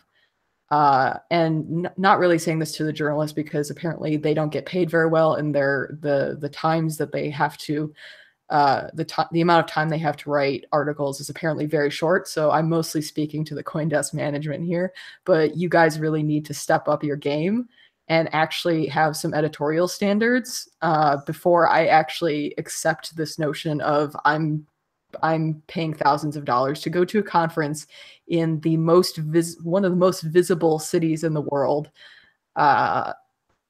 Basically dox myself to New York City before I do that. So I'll buy that ticket when I actually think the journalism is of a quality that's worth paying that much. And even like, look at that, $2,000 a ticket, just people eating on the floors. Like, you're charging $2,000 a ticket, you're skimping on the conference so much, people are eating in the hallways. Come on, guys. There are basic human standards. People eat at tables. That's just kind of fun, though. It says on that tweet that like they're eating next to toilets. So I think that's the bathroom even. Like hallways are probably filled up. I mean, like the thing looked ridiculously bloated. Like I saw like some, a little bit of interviews with some of the Blockstream guys, and they were talking about how hard it was just to get to, I think it was the Magical Crypto Friends thing I watched, where they were talking about how hard it was to just get to their little area where they were doing their little segment. And it's just like absolutely crowded. And, I think we didn't have this in there, but like yesterday, they were giving away an Aston Martin and next to a cruise ship. They had printed out like a cruise ship. But I don't know, man. The thing was friggin' huge. I mean, certainly was a party, but it's like, yeah, it's a party in the middle of, like the heart of darkness over there. So I don't know. It's something where, I don't know, these conferences, how much longer they could be taken seriously, because I think somebody was saying that like they were just making fun of Bitcoin, and they were all jazzed about blockchain, and that was it. And I mean, it looked like that from the pictures. So yeah, we need to get that whole decentralized convention thing together to where we can have like just a Google Hangouts in front of a crowd and get all the proper information. You know what's missing from the toilet there? Shinobi's favorite journalist, Chris DeRose, with Janset. they were was doing hilarious, this. though. That was funny. That was a good one of them. Yeah, that's when I saw that, I was thinking the same thing. I was like, they're doing the dinner in the bathroom. They're all upset. I think Chris and Junseth would be right at home in there. You know, Chris doesn't talk to Janset anymore. I know, that's stupid, man. I need to settle that bag. Yeah, they are in beef now. Personal drama. I don't know. It's I don't see that relationship getting patched together. But yeah, I don't want to sit here and rumor monger. Yeah, that's it. All right. Well, I don't know. I guess my last input on consensus. Jonathan Corgan is actually one of the guys behind GNU Radio, so you can actually do computer things over radio. Had this tweet thread that I think is the best breakdown of consensus I've seen yet. His take, it's like all the popular kids, blockchain, are publicly bashing the geeks and nerds Bitcoin while privately trying to copy their homework. That's what I'm trying to think of. He worded that perfectly. Yeah, it's a great thread. It's yeah, I don't want to just sit here and read out the whole thing, but it's like almost 20 tweets long or something, or actually more. But yeah, I would highly recommend reading through that tweet. I just invented a word. It's in the show notes. Yeah, and I also I recommend like the only talk that I'm kind of interested in watching is the one with Jack Dorsey and Elizabeth Stark, because apparently she not only made some jokes that fell completely flat on the audience, she apparently before he walked on stage or something, she was like, "I'm Jack and I'm doing an ETH giveaway." And it was like a little poke at the fact that, Twitter's not really handling that whole spam ETH giveaway thing very well. And barely anyone in the audience got it, which kind of tells you who's attending. But apparently their conversation about like his company Square getting involved with Bitcoin, and it just sounded like he was really into it. And so I'm surprised that wasn't more of a bullish moment. Oh yeah, I read something about that where I really want to watch that too. But I did see where they were saying like the audience just they weren't excited about, they weren't excited to hear that Jack Dorsey, the CEO of Twitter, was bullish on Bitcoin and, like how Bitcoin is going to be revolutionary. Like they were all excited about blockchain. So to hear that stuff, I'm sure it kind of upset them. And I think, there was something, I don't want to say, like, I think there was something they were talking about. I need to see that talk. Did they mention Lightning on Twitter, on the Cash App or Twitter? Like there's something going on with Lightning and Twitter, right? I mean, yeah, they just kind of glossed over it, I think. I only remember something about Jack saying, because obviously he's an investor in Lightning Labs, but I don't remember him saying anything specifically about Square or Twitter. Yeah, that's right. He said that they were investing with Lightning Labs, and I think it's just a lot of stuff where it's bullish for Bitcoin, and yeah, I guess you wouldn't see that crowd react, the way if it was real Bitcoiners there. I mean that's really the only talk I've watched so far. It was pretty good. I mean, you can clearly tell Jack's in this for the long haul, and he's got his head in the right place.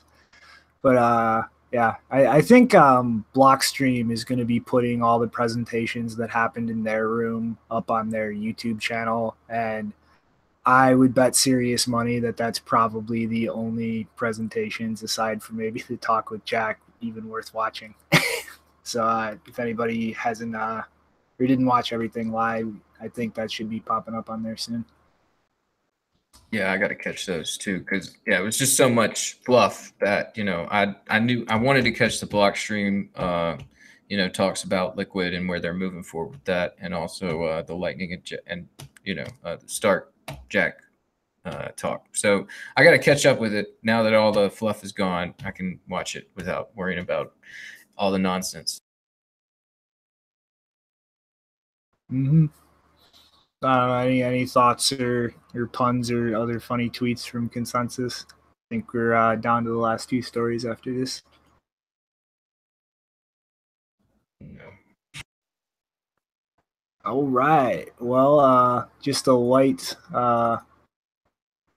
story to eat up all of your time for no reason because we're not getting any ad revenue or anything. But Udi Wertheimer, who's living in Israel, tweeted this out, that the state comptroller of Israel has forbidden all ministers and deputy ministers in the government from holding or trading Bitcoin.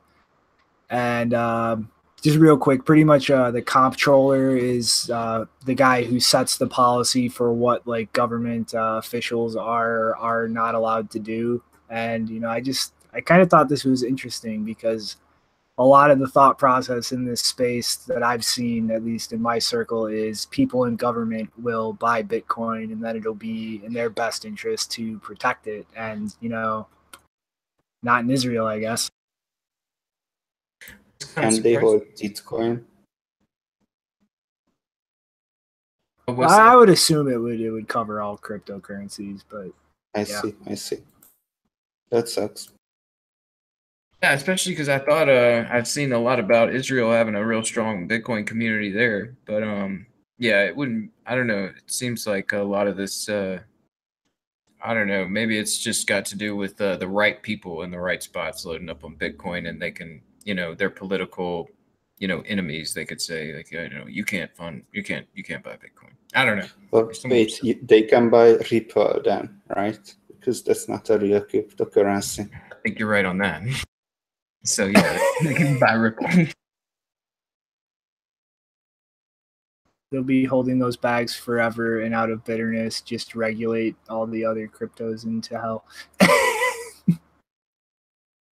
Yeah. All right, man. Comptrollers in Israel, huh? Mm-hmm.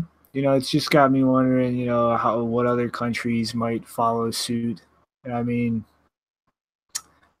is that really going to matter in the long term, or are we just going to see like politicians buying it anyway and not declaring it? I mean, unless you put your name on it, like, how would they even know? Yeah, that's what I wanted to know. Like, how would he enforce that? I mean, it's like if this guy's buying Bitcoin the right way, then they're never going to find out. So, yeah, I don't know. Definitely seems like something we've seen just in the past where it's like government officials are saying like you can't buy Bitcoin, but there's somebody buying Bitcoin even when they're saying you can't. And I mean, like, I don't know. Look at Jahan. Jahan's a really powerful dude in China, and they say don't do this in Bitcoin, don't do that in Bitcoin, and I don't know. This guy's pretty powerful now. So yeah, maybe they're just sort of like trying to make sure that the people that are getting that power are the right people in their minds or something. Jihan has Guanxi. The most important thing in China is connection. Guanxi. Guanxi. Yeah, that's what he's got. He's got that Guanxi dragon energy or something. He's moving around. Jihan's got the fucking Communist Party holding his back. That's what he's got. Like, I guess, I don't know, fuck it. Let's, everyone cool with segueing into the last story? Yeah, let's do it, man. Bitmain. Yeah, so Bitmain announced at Consensus that they have participated in the latest funding round from Circle, guys who have bought up Poloniex, taken investment from Goldman Sachs, and pretty much been kind of quietly running a one of the biggest OTC desks in the ecosystem. But they're specifically investing, I think, because Circle is going to work on a tokenized fiat coin that's fully collateralized by actual dollars held in reserve.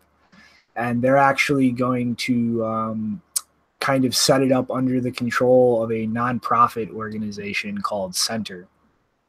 And they keep using this word stablecoin, which is just, it's retarded to me. Like, it's it's tokenized fiat. It is a fiat currency in a digital token that there's nothing to stabilize there. If you redeem it 1-to-1, it's 1-to-1.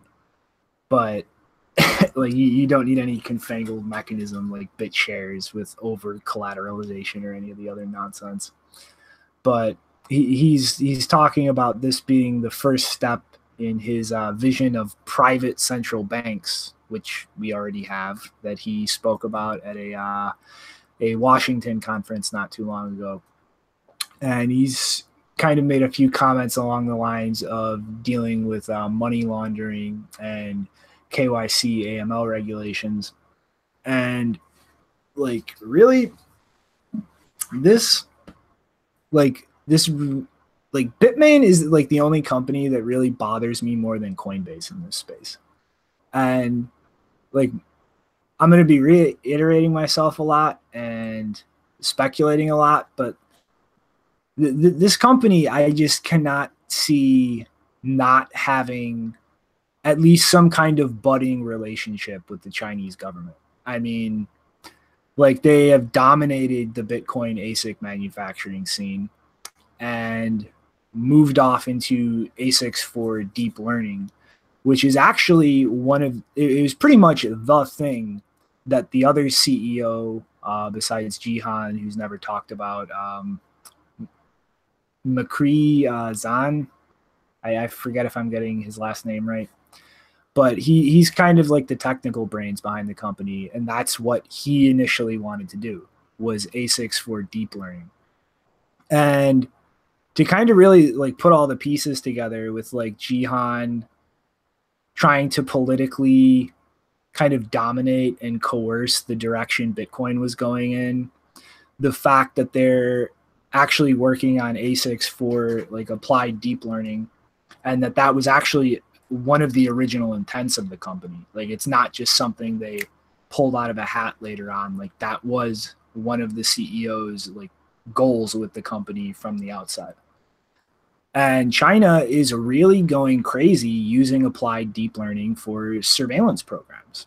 Like they have facial recognition cameras that automatically assign penalties for traffic violations, even for pedestrians. They've recently begun rolling out augmented reality goggles for police officers to stand in public places like train stations and scan around for, fugitives. And like they're really integrating this. And I mean, to kind of get like tinfoily and speculative here, like it's pretty obvious at this point that different major nations play games with technology. Like Chinese companies will manufacture hardware or systems with vulnerabilities, attempt to get enemy countries to actually buy and use those in different capacities, whether private or public. And like this is like a tactic used as far as like cyber warfare in this day and age. And to see how deep China is moving into using like AI research for these kinds of things to build up a surveillance state, I cannot see them doing that without thinking in-house hardware that we vet from beginning to end in the supply chain, and that we know like there are not foreign actors involved in, like there's no funny business and stuff. And to just see like Jihan ramping that up, like the games he's played in the ASIC space, like the way over the last year or so he's started acting as a venture capitalist for other companies in the space.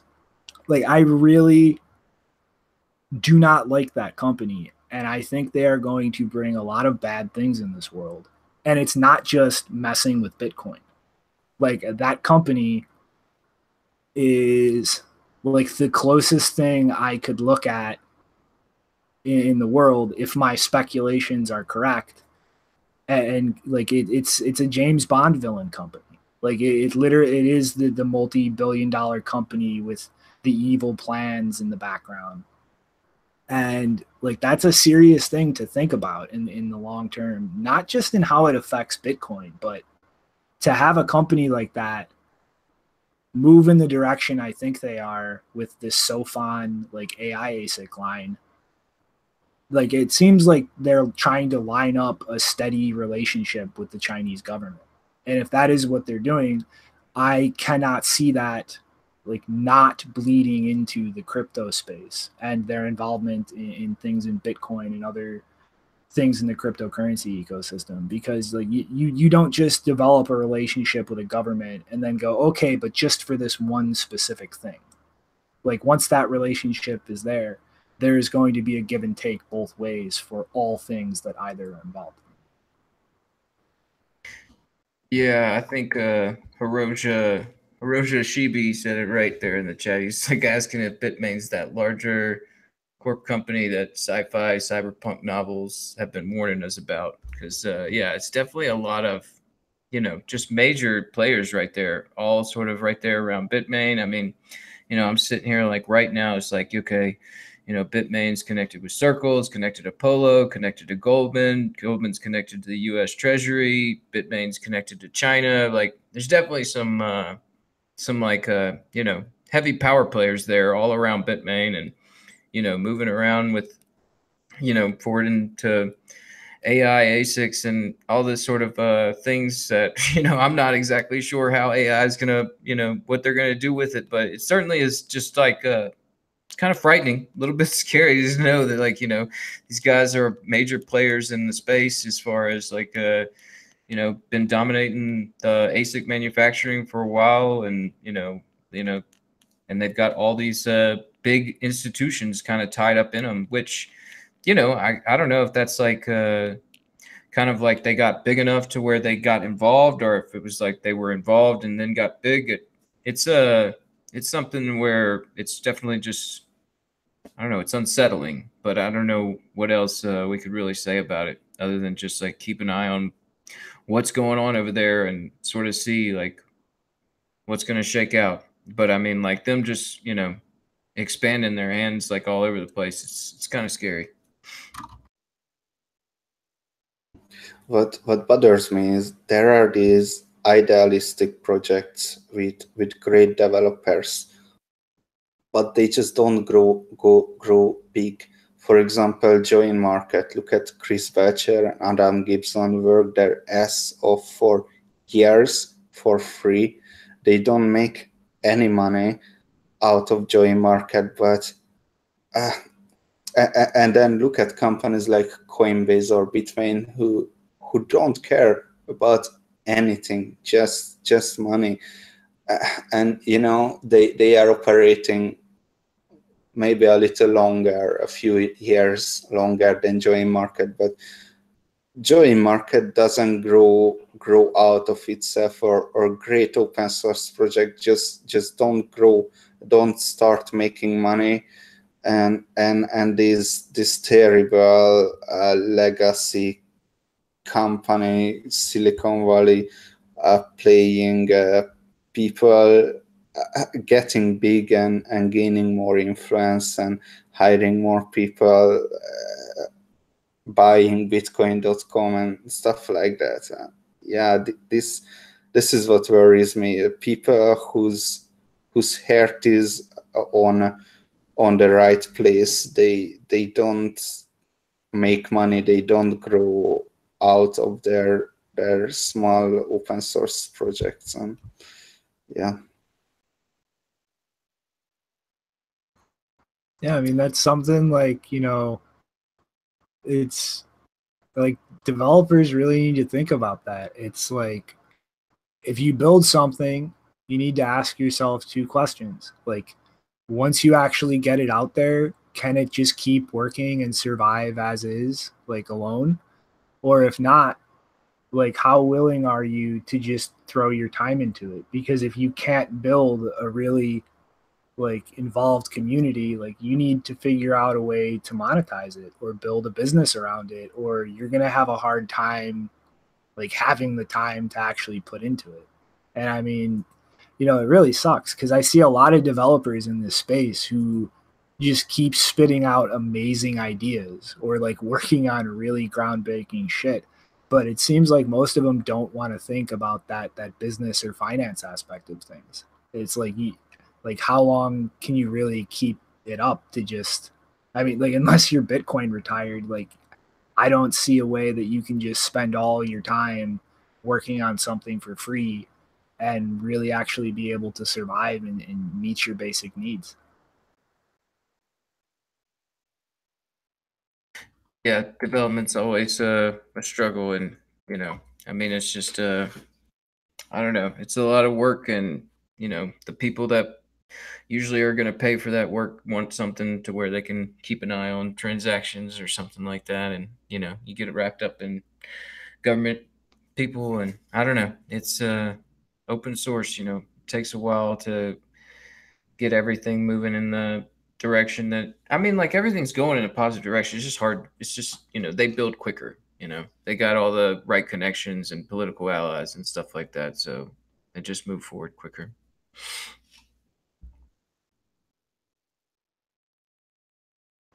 I mean, it's just going to take time and like thought, and there's niches out there. There's things that can be done to draw in revenue. It's just you have to find them in a way that doesn't conflict with what you're trying to do. Like, you know what I mean? Like, don't, like, it doesn't do any good if you try to build something to actually keep Bitcoin private or permissionless or scalable or whatever, if you just kind of sell out and turn it into another honeypot or another flawed thing built on top. And like, it really is a big issue that the space is going to have to deal with over the next few years. It's not really about selling out. It's more about not growing. We like, projects started with 2 developers 2 years ago, and although those 2 developers are very enthusiastic, but still have 2 developers, and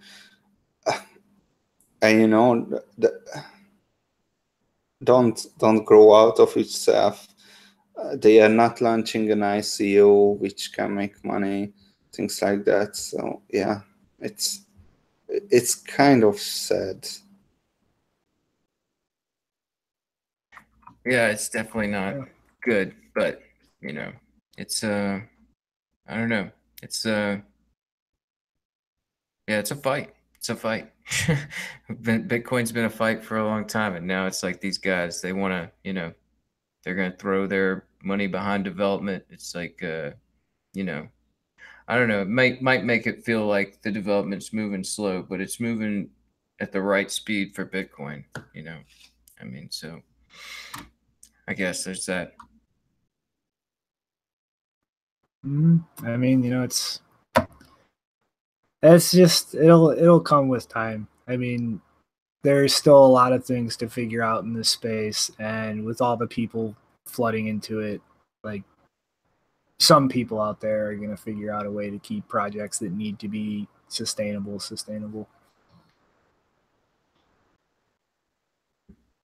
All right. Well, I don't know, Janine. I guess any more thoughts on this before I pass it off to Janine for the last story?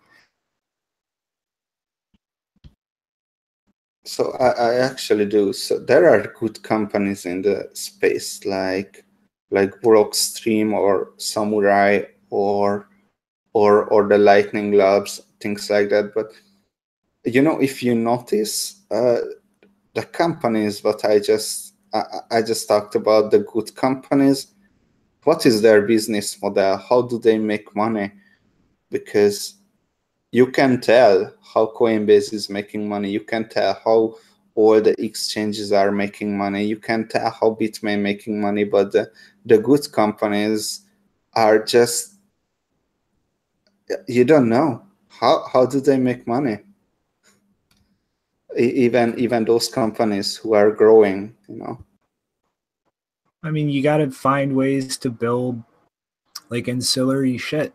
I mean, like, Samurai has like the Ricochet transaction they monetized, and I could think of a few different things as far as like fringe products built around it that Lightning Labs could actually like try to build or sell or monetize like in the long term. But it's like, that's just the shitty thing about those companies, is like you're trying to build like a new foundational protocol or something, and you actually have to get that finished before you can start like finding ways to monetize on top of it. You know what I mean? Yeah, I mean, I'm not sure about Sam. I assume that most of Samurai's funding comes from donations. I might be wrong. I haven't looked at that, but from looking at Blockstream and Lightning Labs, those two mostly seem to be companies that were set up by people who just wanted to focus on development, and so they're kind of there to. It's like they're acting as a gateway between venture capitalists or donors and developers, because maybe developers just don't have a good enough advocate, or they don't want to handle the business side of that, and so they kind of get together into companies, and that makes it a bit easier for them to receive funding. That's my guess. I wouldn't be surprised if they get a good amount in donations, but yeah, definitely. I don't know. It seems like they all sort of do have like a way to get make money in the long run. I mean, like Blockstream's got Liquid, which if they're moving liquidity across exchanges and everything, I'm sure there's going to be something they could do there to raise money, and the same goes with the different implementations with Lightning and the same. Yeah, I mean, I don't know. It's just like I think there's got to be some sort of way that they can make money, but it is like a long goal. It's like a long vision. It's not just like they're going to make money, in the next couple months with it. It's like a long development process, and in the end, they'll definitely probably be some big returns. Mm-hmm. I don't know, Jeannie, you want to round us off for the day with this epic fuck up of huge proportions? Yeah, I have my ranty pants on, so I haven't I haven't had time to completely read through the because there's a lot of debate going on about who was given the disclosure first, because apparently the paper that this vulnerability was released in, it was under embargo. And that embargo, the reason everything exploded on Monday was because that embargo was broken by someone. So I'm still trying to figure out how that happened. But anyway, paper got released, and I have read through most of the paper, although I'm still kind of talking to other people and reading through things about how it works and what the attack surface is. But basically what I understand is that these researchers kind of exaggerated the vulnerability to a number of different projects, including the Electronic Frontier Foundation, and that's why everything kind of got messy. A whole bunch of heads in the InfoSec community have been exploding for the past 3 days, on and off. Basically the gist of the vulnerability, the main one, is that OpenPGP, which is what it's the standard that PGP uses. It uses a block cipher mode of operation called cipher feedback mode, or CFB, and then secure multipurpose internet mail extensions, SMIME, uses cipher blockchaining, CBC. It has, but they basically use these modes to provide confidentiality and authenticity when you are using PGP. And as the paper says, both of these modes are vulnerable to attacks on the malleability of plain texts. There's a quote in the paper: "This property allows an attacker to reorder, remove, or insert ciphertext blocks, or to perform meaningful plain text modifications with the encryption key." So that's the main one. And that might sound really scary, because it's like, oh, you can modify encrypted text. That's really bad. The way that the main attack is carried out, according to the paper, it involves basically if your email client automatically loads HTML resources and doesn't protect against malicious HTML rendering. That's the largest attack surface as far as I understood it from the paper. And so if your email client does not protect against that, then you could be at risk. So basically someone could exfiltrate plain text from your email client. So they would be able to see all of your messages unencrypted. That's basically what, if you let the HTML interact with your client in that way. Luckily, which is something that was not pushed enough, luckily most of the popular clients, they either do this by default, Most of them give you the option to manually disable it. A number of them do it by default, that they don't allow you, they don't allow HTML rendering by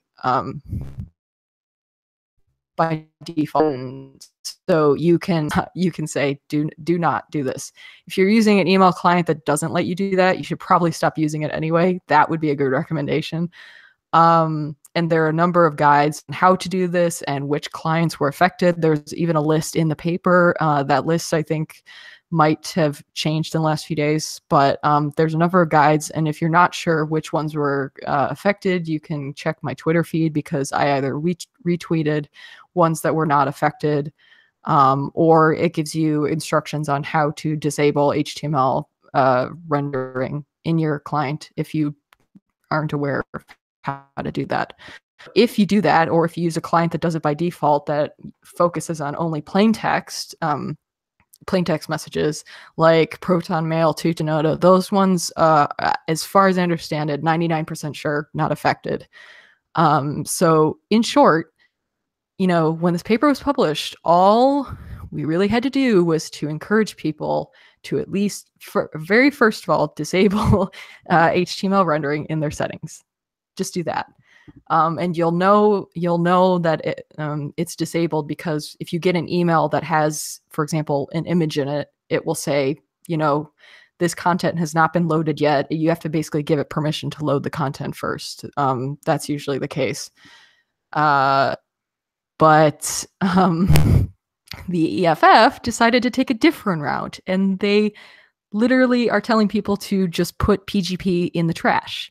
And I'm not kidding when I say that. They have a tweet thread on Twitter that is literally explaining to people in detail how to find the GPG software. I think it was screenshots from in a Mac OS, I think. And they show you how to move the GPG software into the trash bin. So the result has been that a number of people that I know have been saying that they've been getting friends, like activist friends, lawyer friends, asking them to not send them encrypted emails, to send it in clear text, because they're worried that they're going to get hacked if they send encrypted emails. Or they say, I can't anymore because I've deleted the software. Good job. Like, for example, Julian Oliver, he tweeted that he had 2 people ask to resend an email in clear or to call him on the phone because they had disabled PGP, citing security concerns. He helped both of them, explaining that they can safely re-enable it, just disable HTML email. And he also says the fallout from EFF's mishandling of this will have a long and ugly tail, and I agree. Because, this really infuriates me, because the EFF has presented itself for a number of years, often justifiably, as being a trusted institution that you can go to if you need consumer digestible advice on security practices and messaging apps. They recommend things like that all the time. And they have now used hundreds, if not thousands, of potentially vulnerable people by not sticking to the most responsible and practical advice that could have been given, which is just disable HTML. If you're really worried, or you don't think you did it properly, or you're concerned that maybe the vulnerability hasn't been explored thoroughly, move to a client that does it automatically, and only communicate with clients from now on that do that. Like, for example, Proton Mail encourages you, and Tutanota as well, they encourage you to use or communicate only with Proton Mail and Tutanota clients. You don't have to, but they encourage it. So yeah, they could have done that. And keep in mind that, as far as we know, the attack surface, like, no one has, as far as we know, no one has been attacked in this way. It was demonstrated. No one has been attacked. So the risk of individual clients being compromised is not that high, but the risk of individual clients being compromised has always been there. That hasn't changed. One of the things the EFF points out is that if you're communicating with a friend who has not updated their client or is using a bad client, that puts you at risk regardless of whether you disabled HTML, I guess. But it's like, well, if your friend got hacked, like, no amount of if your friend has a broken device, no amount of encryption would ever solve that. That risk is always there. This vulnerability doesn't change that risk. But if the EFF had, recommended that everyone disable HTML, then the risk wouldn't be as high. But now it's kind of really high because everyone's sending email in plain text now. So meanwhile, this is the part that really makes me angry, is that there was actually a remote code execution bug in Electron, which is the architecture that the Signal desktop app uses. Not Signal, the mobile app, but the desktop app, because it's cross-platform. And the EFF did not do a single tweet about that at all. And a remote execution bug, in case anyone does not understand that language, is a much bigger deal, because literally if someone sends you a message to your phone number and you have Signal desktop, you can get they can take remote execution, means they can execute code on your device and potentially take control of your laptop. That is a much bigger deal than the risk of, an outdated client may render HTML, you may click on it or something, and the messages that were encrypted under that key that you've been, sending for the past couple of years, ideally you should be updating, or you should be refreshing your keys every once in a while. That risk is a lot lower than someone sending you a malicious message on Signal that completely compromises your laptop. So yeah, no messages from the EFF at all about that.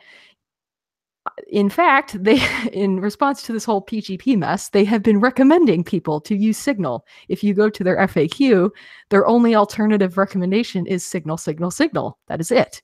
They say use Signal. No warning about the fact that, you should make sure you're updated, because in order to be protected against this remote code execution bug, you have to update. And apparently there was another form of it found in the last few days, so that might even help. No warning about that whatsoever. So yes, we get it.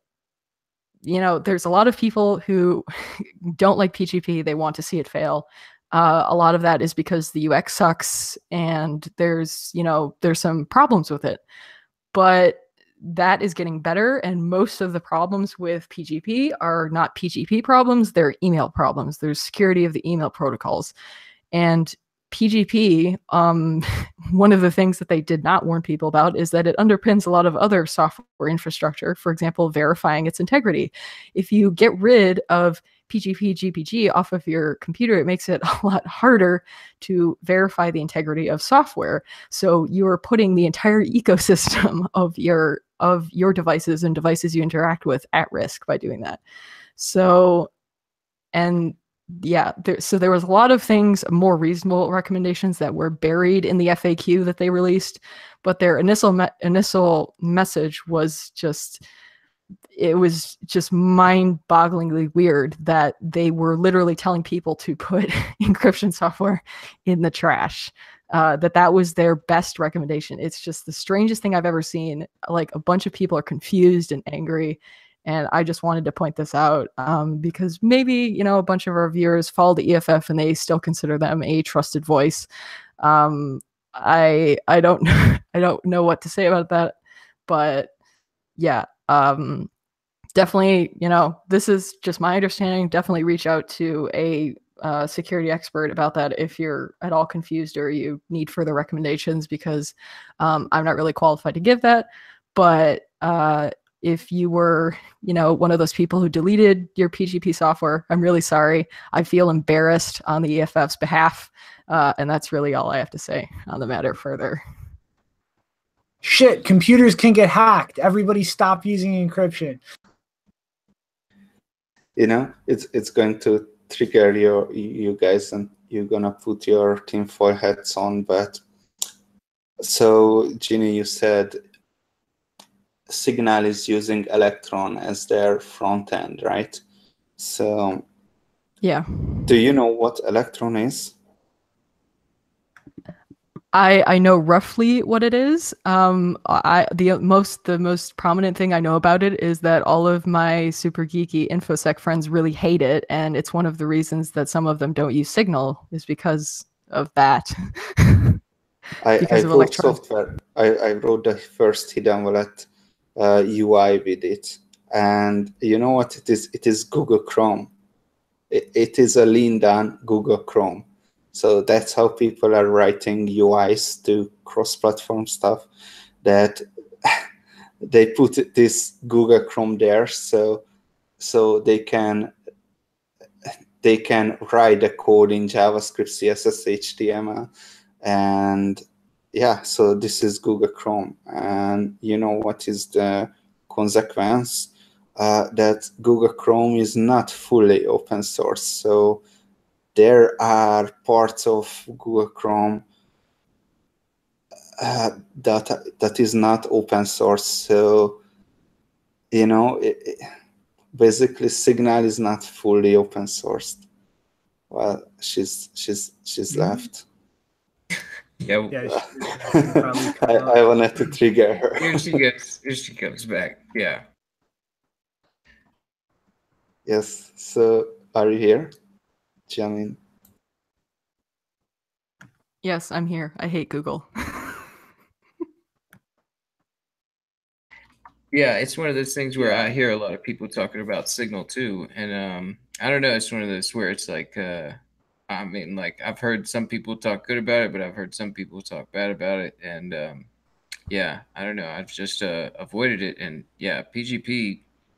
Yeah, that was pretty. I don't know. When I saw them talking about PGP and all this stuff about it's broken, go to Signal, it kind of made me think like, yeah, they got something going on with Signal. They're just going to track all that.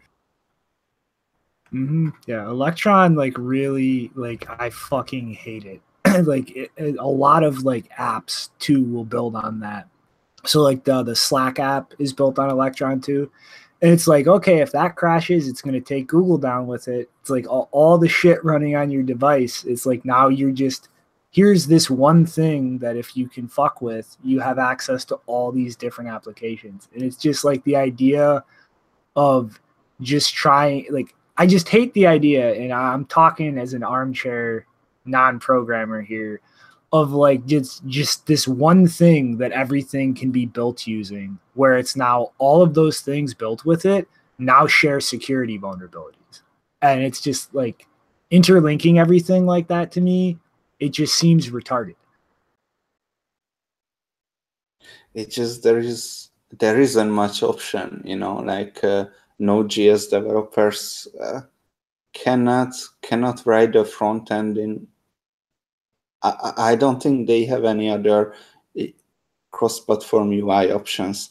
When I wrote Hidden Wallet the first time, I didn't have any other options. There were a few things, but I looked into it and they were full of bugs. And now I got to the point that, oh, there is this other thing called Avalonia, and that's native .NET, so I don't have to be a clown with this JavaScript stuff in Electron. So now I am replacing it completely, rewriting the UI. But you know, like, people don't have options. This is the most major thing. Everyone hates it, but you can. The good thing is that you can hire cheap web developers to make your application nice. Yeah, that's a big plus. But it's like, I know it sucks, but it's like, you know, like you said, tinfoily, that's exactly where my mind goes, is like, what, like, that's just a single thing you need to fuck with now. It's like, if you can inject one bug in that, think about all the things that it affects. And it's like, I think it's undeniable that different agencies or governments very much do throw resources at trying to compromise projects like that, because it's like opening the door to the candy shop. Like, now the things that you can try to compromise are way bigger in number than just everything its own isolated code base. Yeah, and another thing I just remembered, because I noticed this, the Signal Twitter account, or it used to be Open Whisper Systems, and I think they changed it to @Signal app now. They did not tweet about it at all, and Twitter is apparently one of the main channels that they, you know, issue alerts or updates and things, information that's coming out. They have blog posts on their website, but not really any other channels. Maybe the GitHub, but they didn't tweet about the bug either. Like, I get it's an Electron bug, it's not a Signal bug, but it's a bug that affects Signal, and it's a big deal.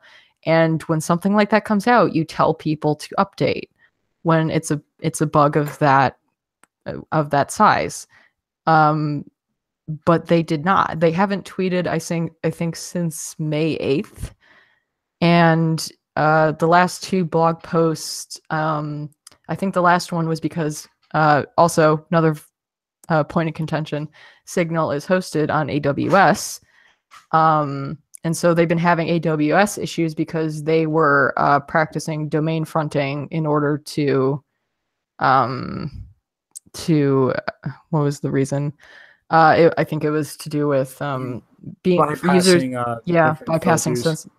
bypassing censorship, and especially in certain countries. And then the blog post before that was about how they're establishing a foundation. Great.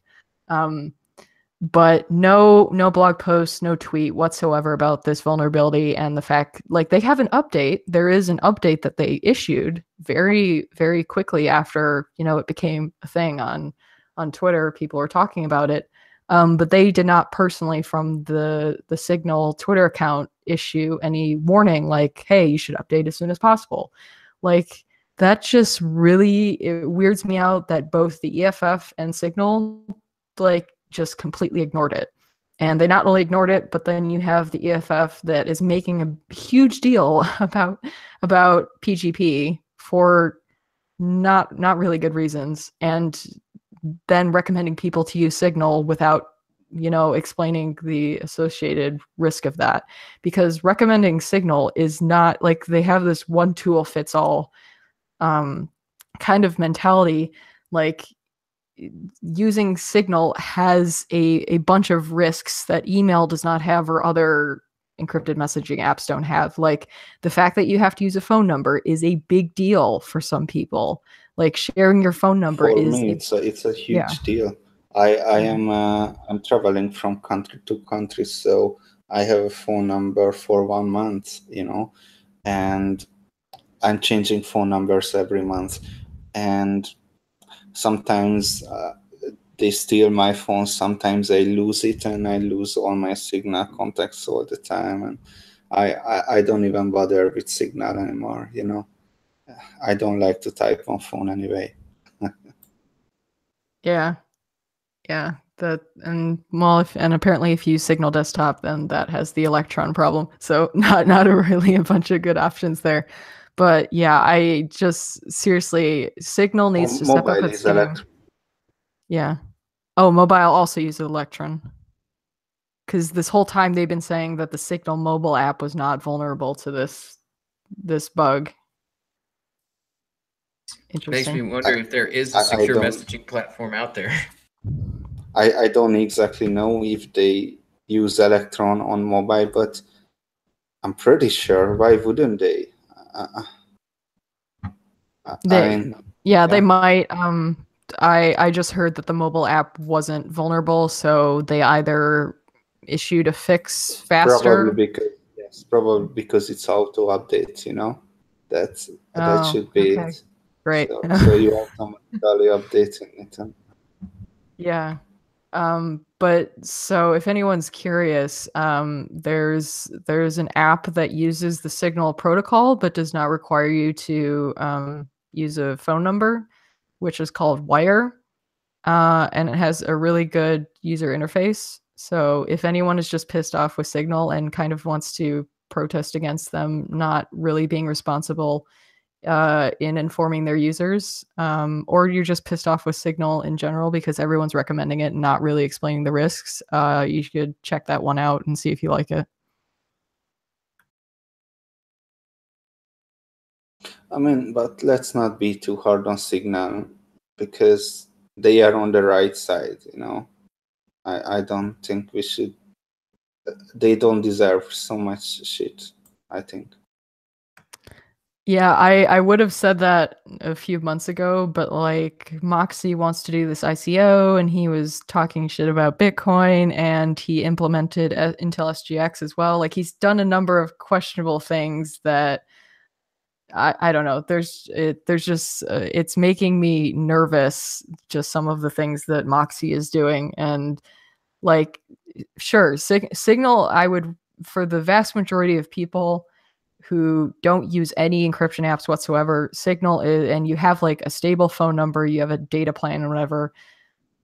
Signal makes sense, and I would vastly prefer them to be using Signal versus some whatever other app they're using.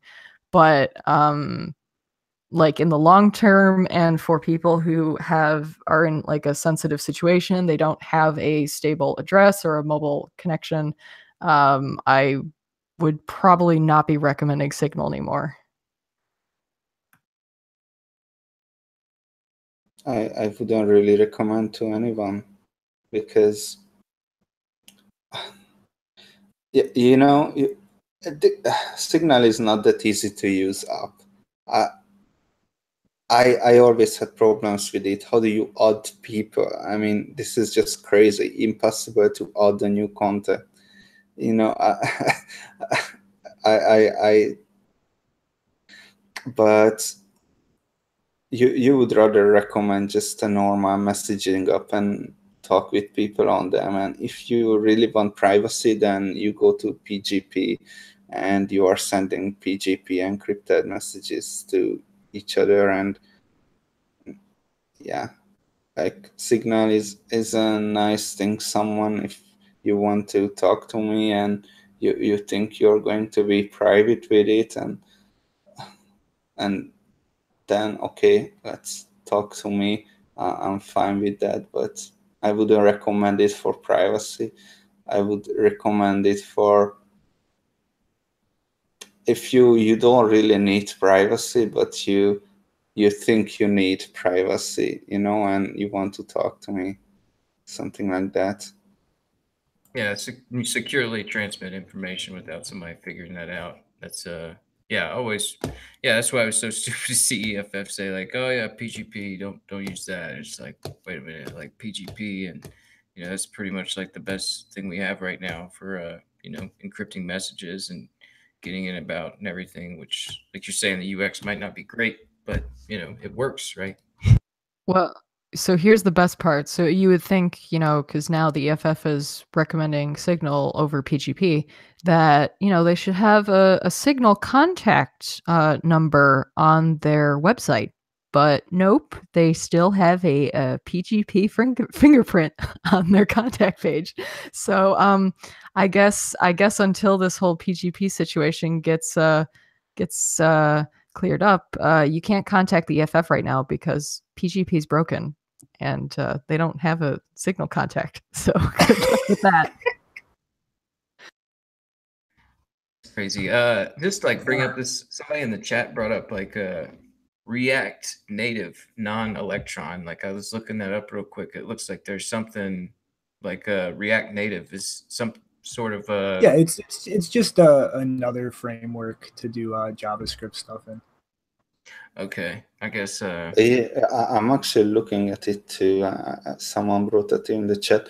I think it's a thing that is using the native interfaces of the operating systems, iOS, Android, and that's how it is drawing like every other Windows and Linux application you were using before the Electron took off and made everything let's write it in the same language in the same software. So yeah, I think it's using the native interfaces of the operating systems and not opening a new Google Chrome browser and make that Chrome browser to look as you want your API to be. If I'm not right about that, then please correct me in the chat. Mm-hmm. Yeah, I think you're probably right. But yeah, I mean, I don't know. I get what you mean though, no par, not wanting like shit all over the devs, but like at the same time, like that is something that they should have mentioned, and just like the whole interplay with like the PGP clusterfuck with the EFF. I mean, it's ridiculous. Like they were effectively like drumming up a ridiculously innocuous bug as a fatal flaw in PGP, and then pointing people to use an app that was way more severely compromised as an alternative. And I mean, it's like, personally speaking, like that just seems shady as hell to me, especially for a group like the EFF that prides itself on being like one of the groups out there trying to break down security issues for normal people to be able to deal with. Like, I can't reconcile that as just like an honest mistake in my mind. Like, it's just weird.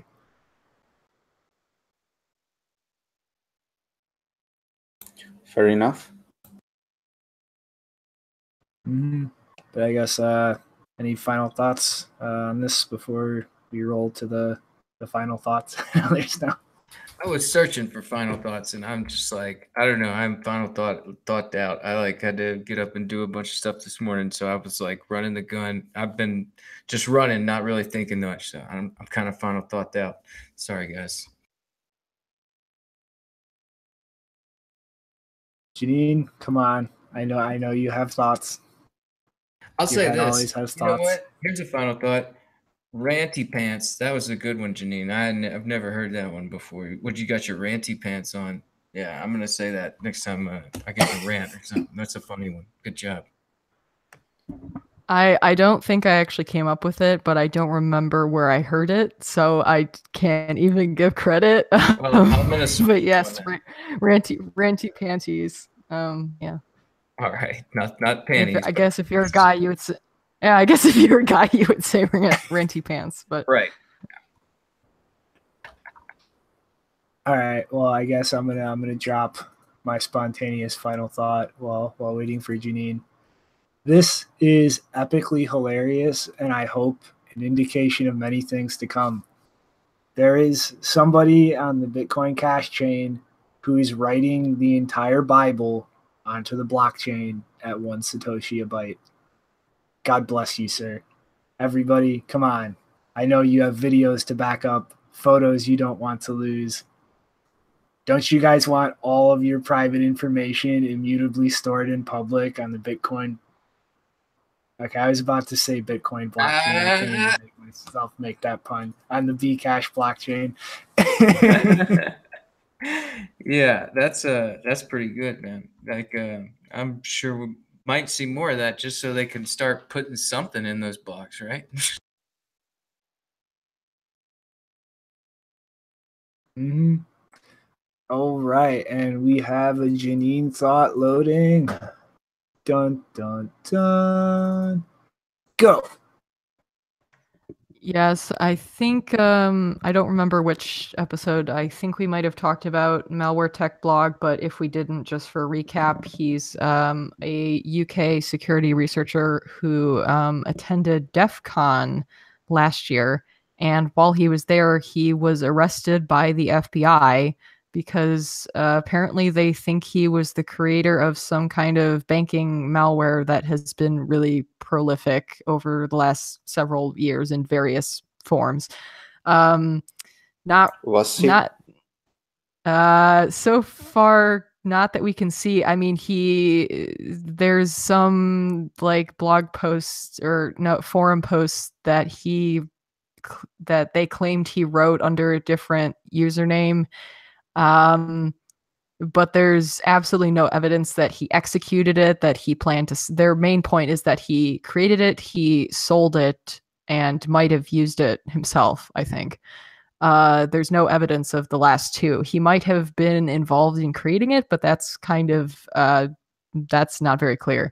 It doesn't really matter because apparently these FBI people, they don't know how to computer because they gave their testimony at trial recently, and they were not able to really explain very well what exactly they think he did. So this is a write-up by Empty Wheel. Her real name is Marcy Wheeler.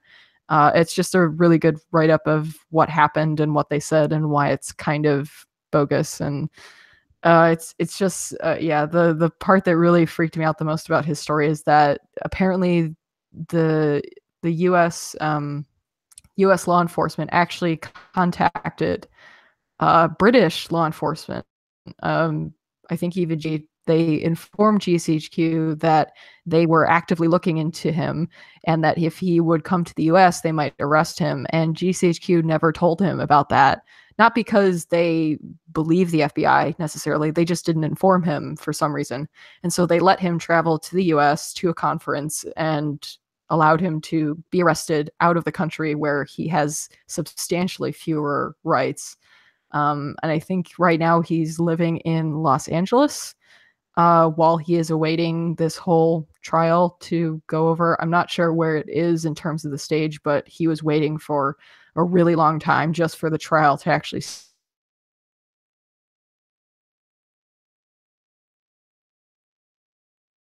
I lose you or you lose us? I'm pressing the wrong buttons. I think we lost her.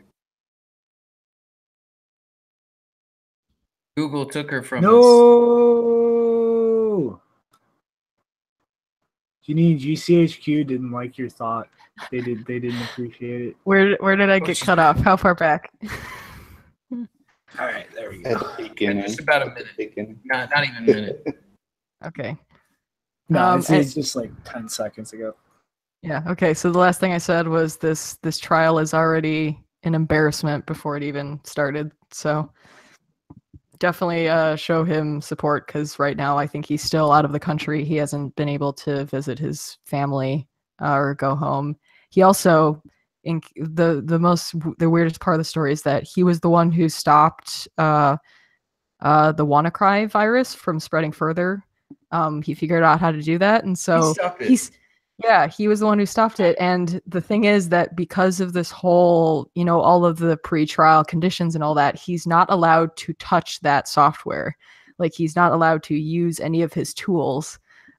So when there was, I think there was like a second outbreak of a modified version of the virus, and he was not able to do anything about it like he had done before because, not allowed. Wow. Law enforcement says no. Wow, I was going to say, I wonder if, they suspected him to be involved with the WannaCry, but to know, he countered that and they still brought him down, that's pretty crazy. But, like you're saying, the FBI, yeah, I'll just say what you said. They don't know how to computer. Mm-hmm. So, I guess, Acnix, you've been quiet today. You got any final thoughts on anything?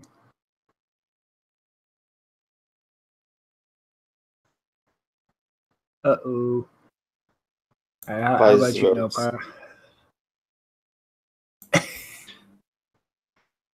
I think Google's fucking with all of us. Yes. All right. I think I was too negative today. What do you think, guys? No, not at all, man. I didn't hear negativity. It's just realism, keep it real. Or it's just 5 a.m. here. Yeah, that's it. You're all in the morning. Keep keeping you up late. Yeah, man. Should be sorry a little about earlier that. next episode. There he is. Yeah, so final thought. Give us a thought. Yeah, buy Howeycoin. Howeycoin is a great investment. It's probably one of the best investments. I mean, I'm trying to buy Howeycoin. That's Howeycoins, not Howeycoin. I'm making it. Howeycoin. When do we launch? Yeah, I think we got somebody that's already getting that that stuff going. You know what I'm sensing, guys? I'm sensing some SE themed official rare Pepe's coming. Anybody else? Crypto Froggy Daddy or something. I like that. That's gonna be the first one. All right. Well, I guess if nobody has any more brain contents to spill out, I guess that's all for today, guys. Thanks for watching, and should see you on Saturday. Toodles. Peace, everybody. Auf See ya. Wiedersehen. Bye.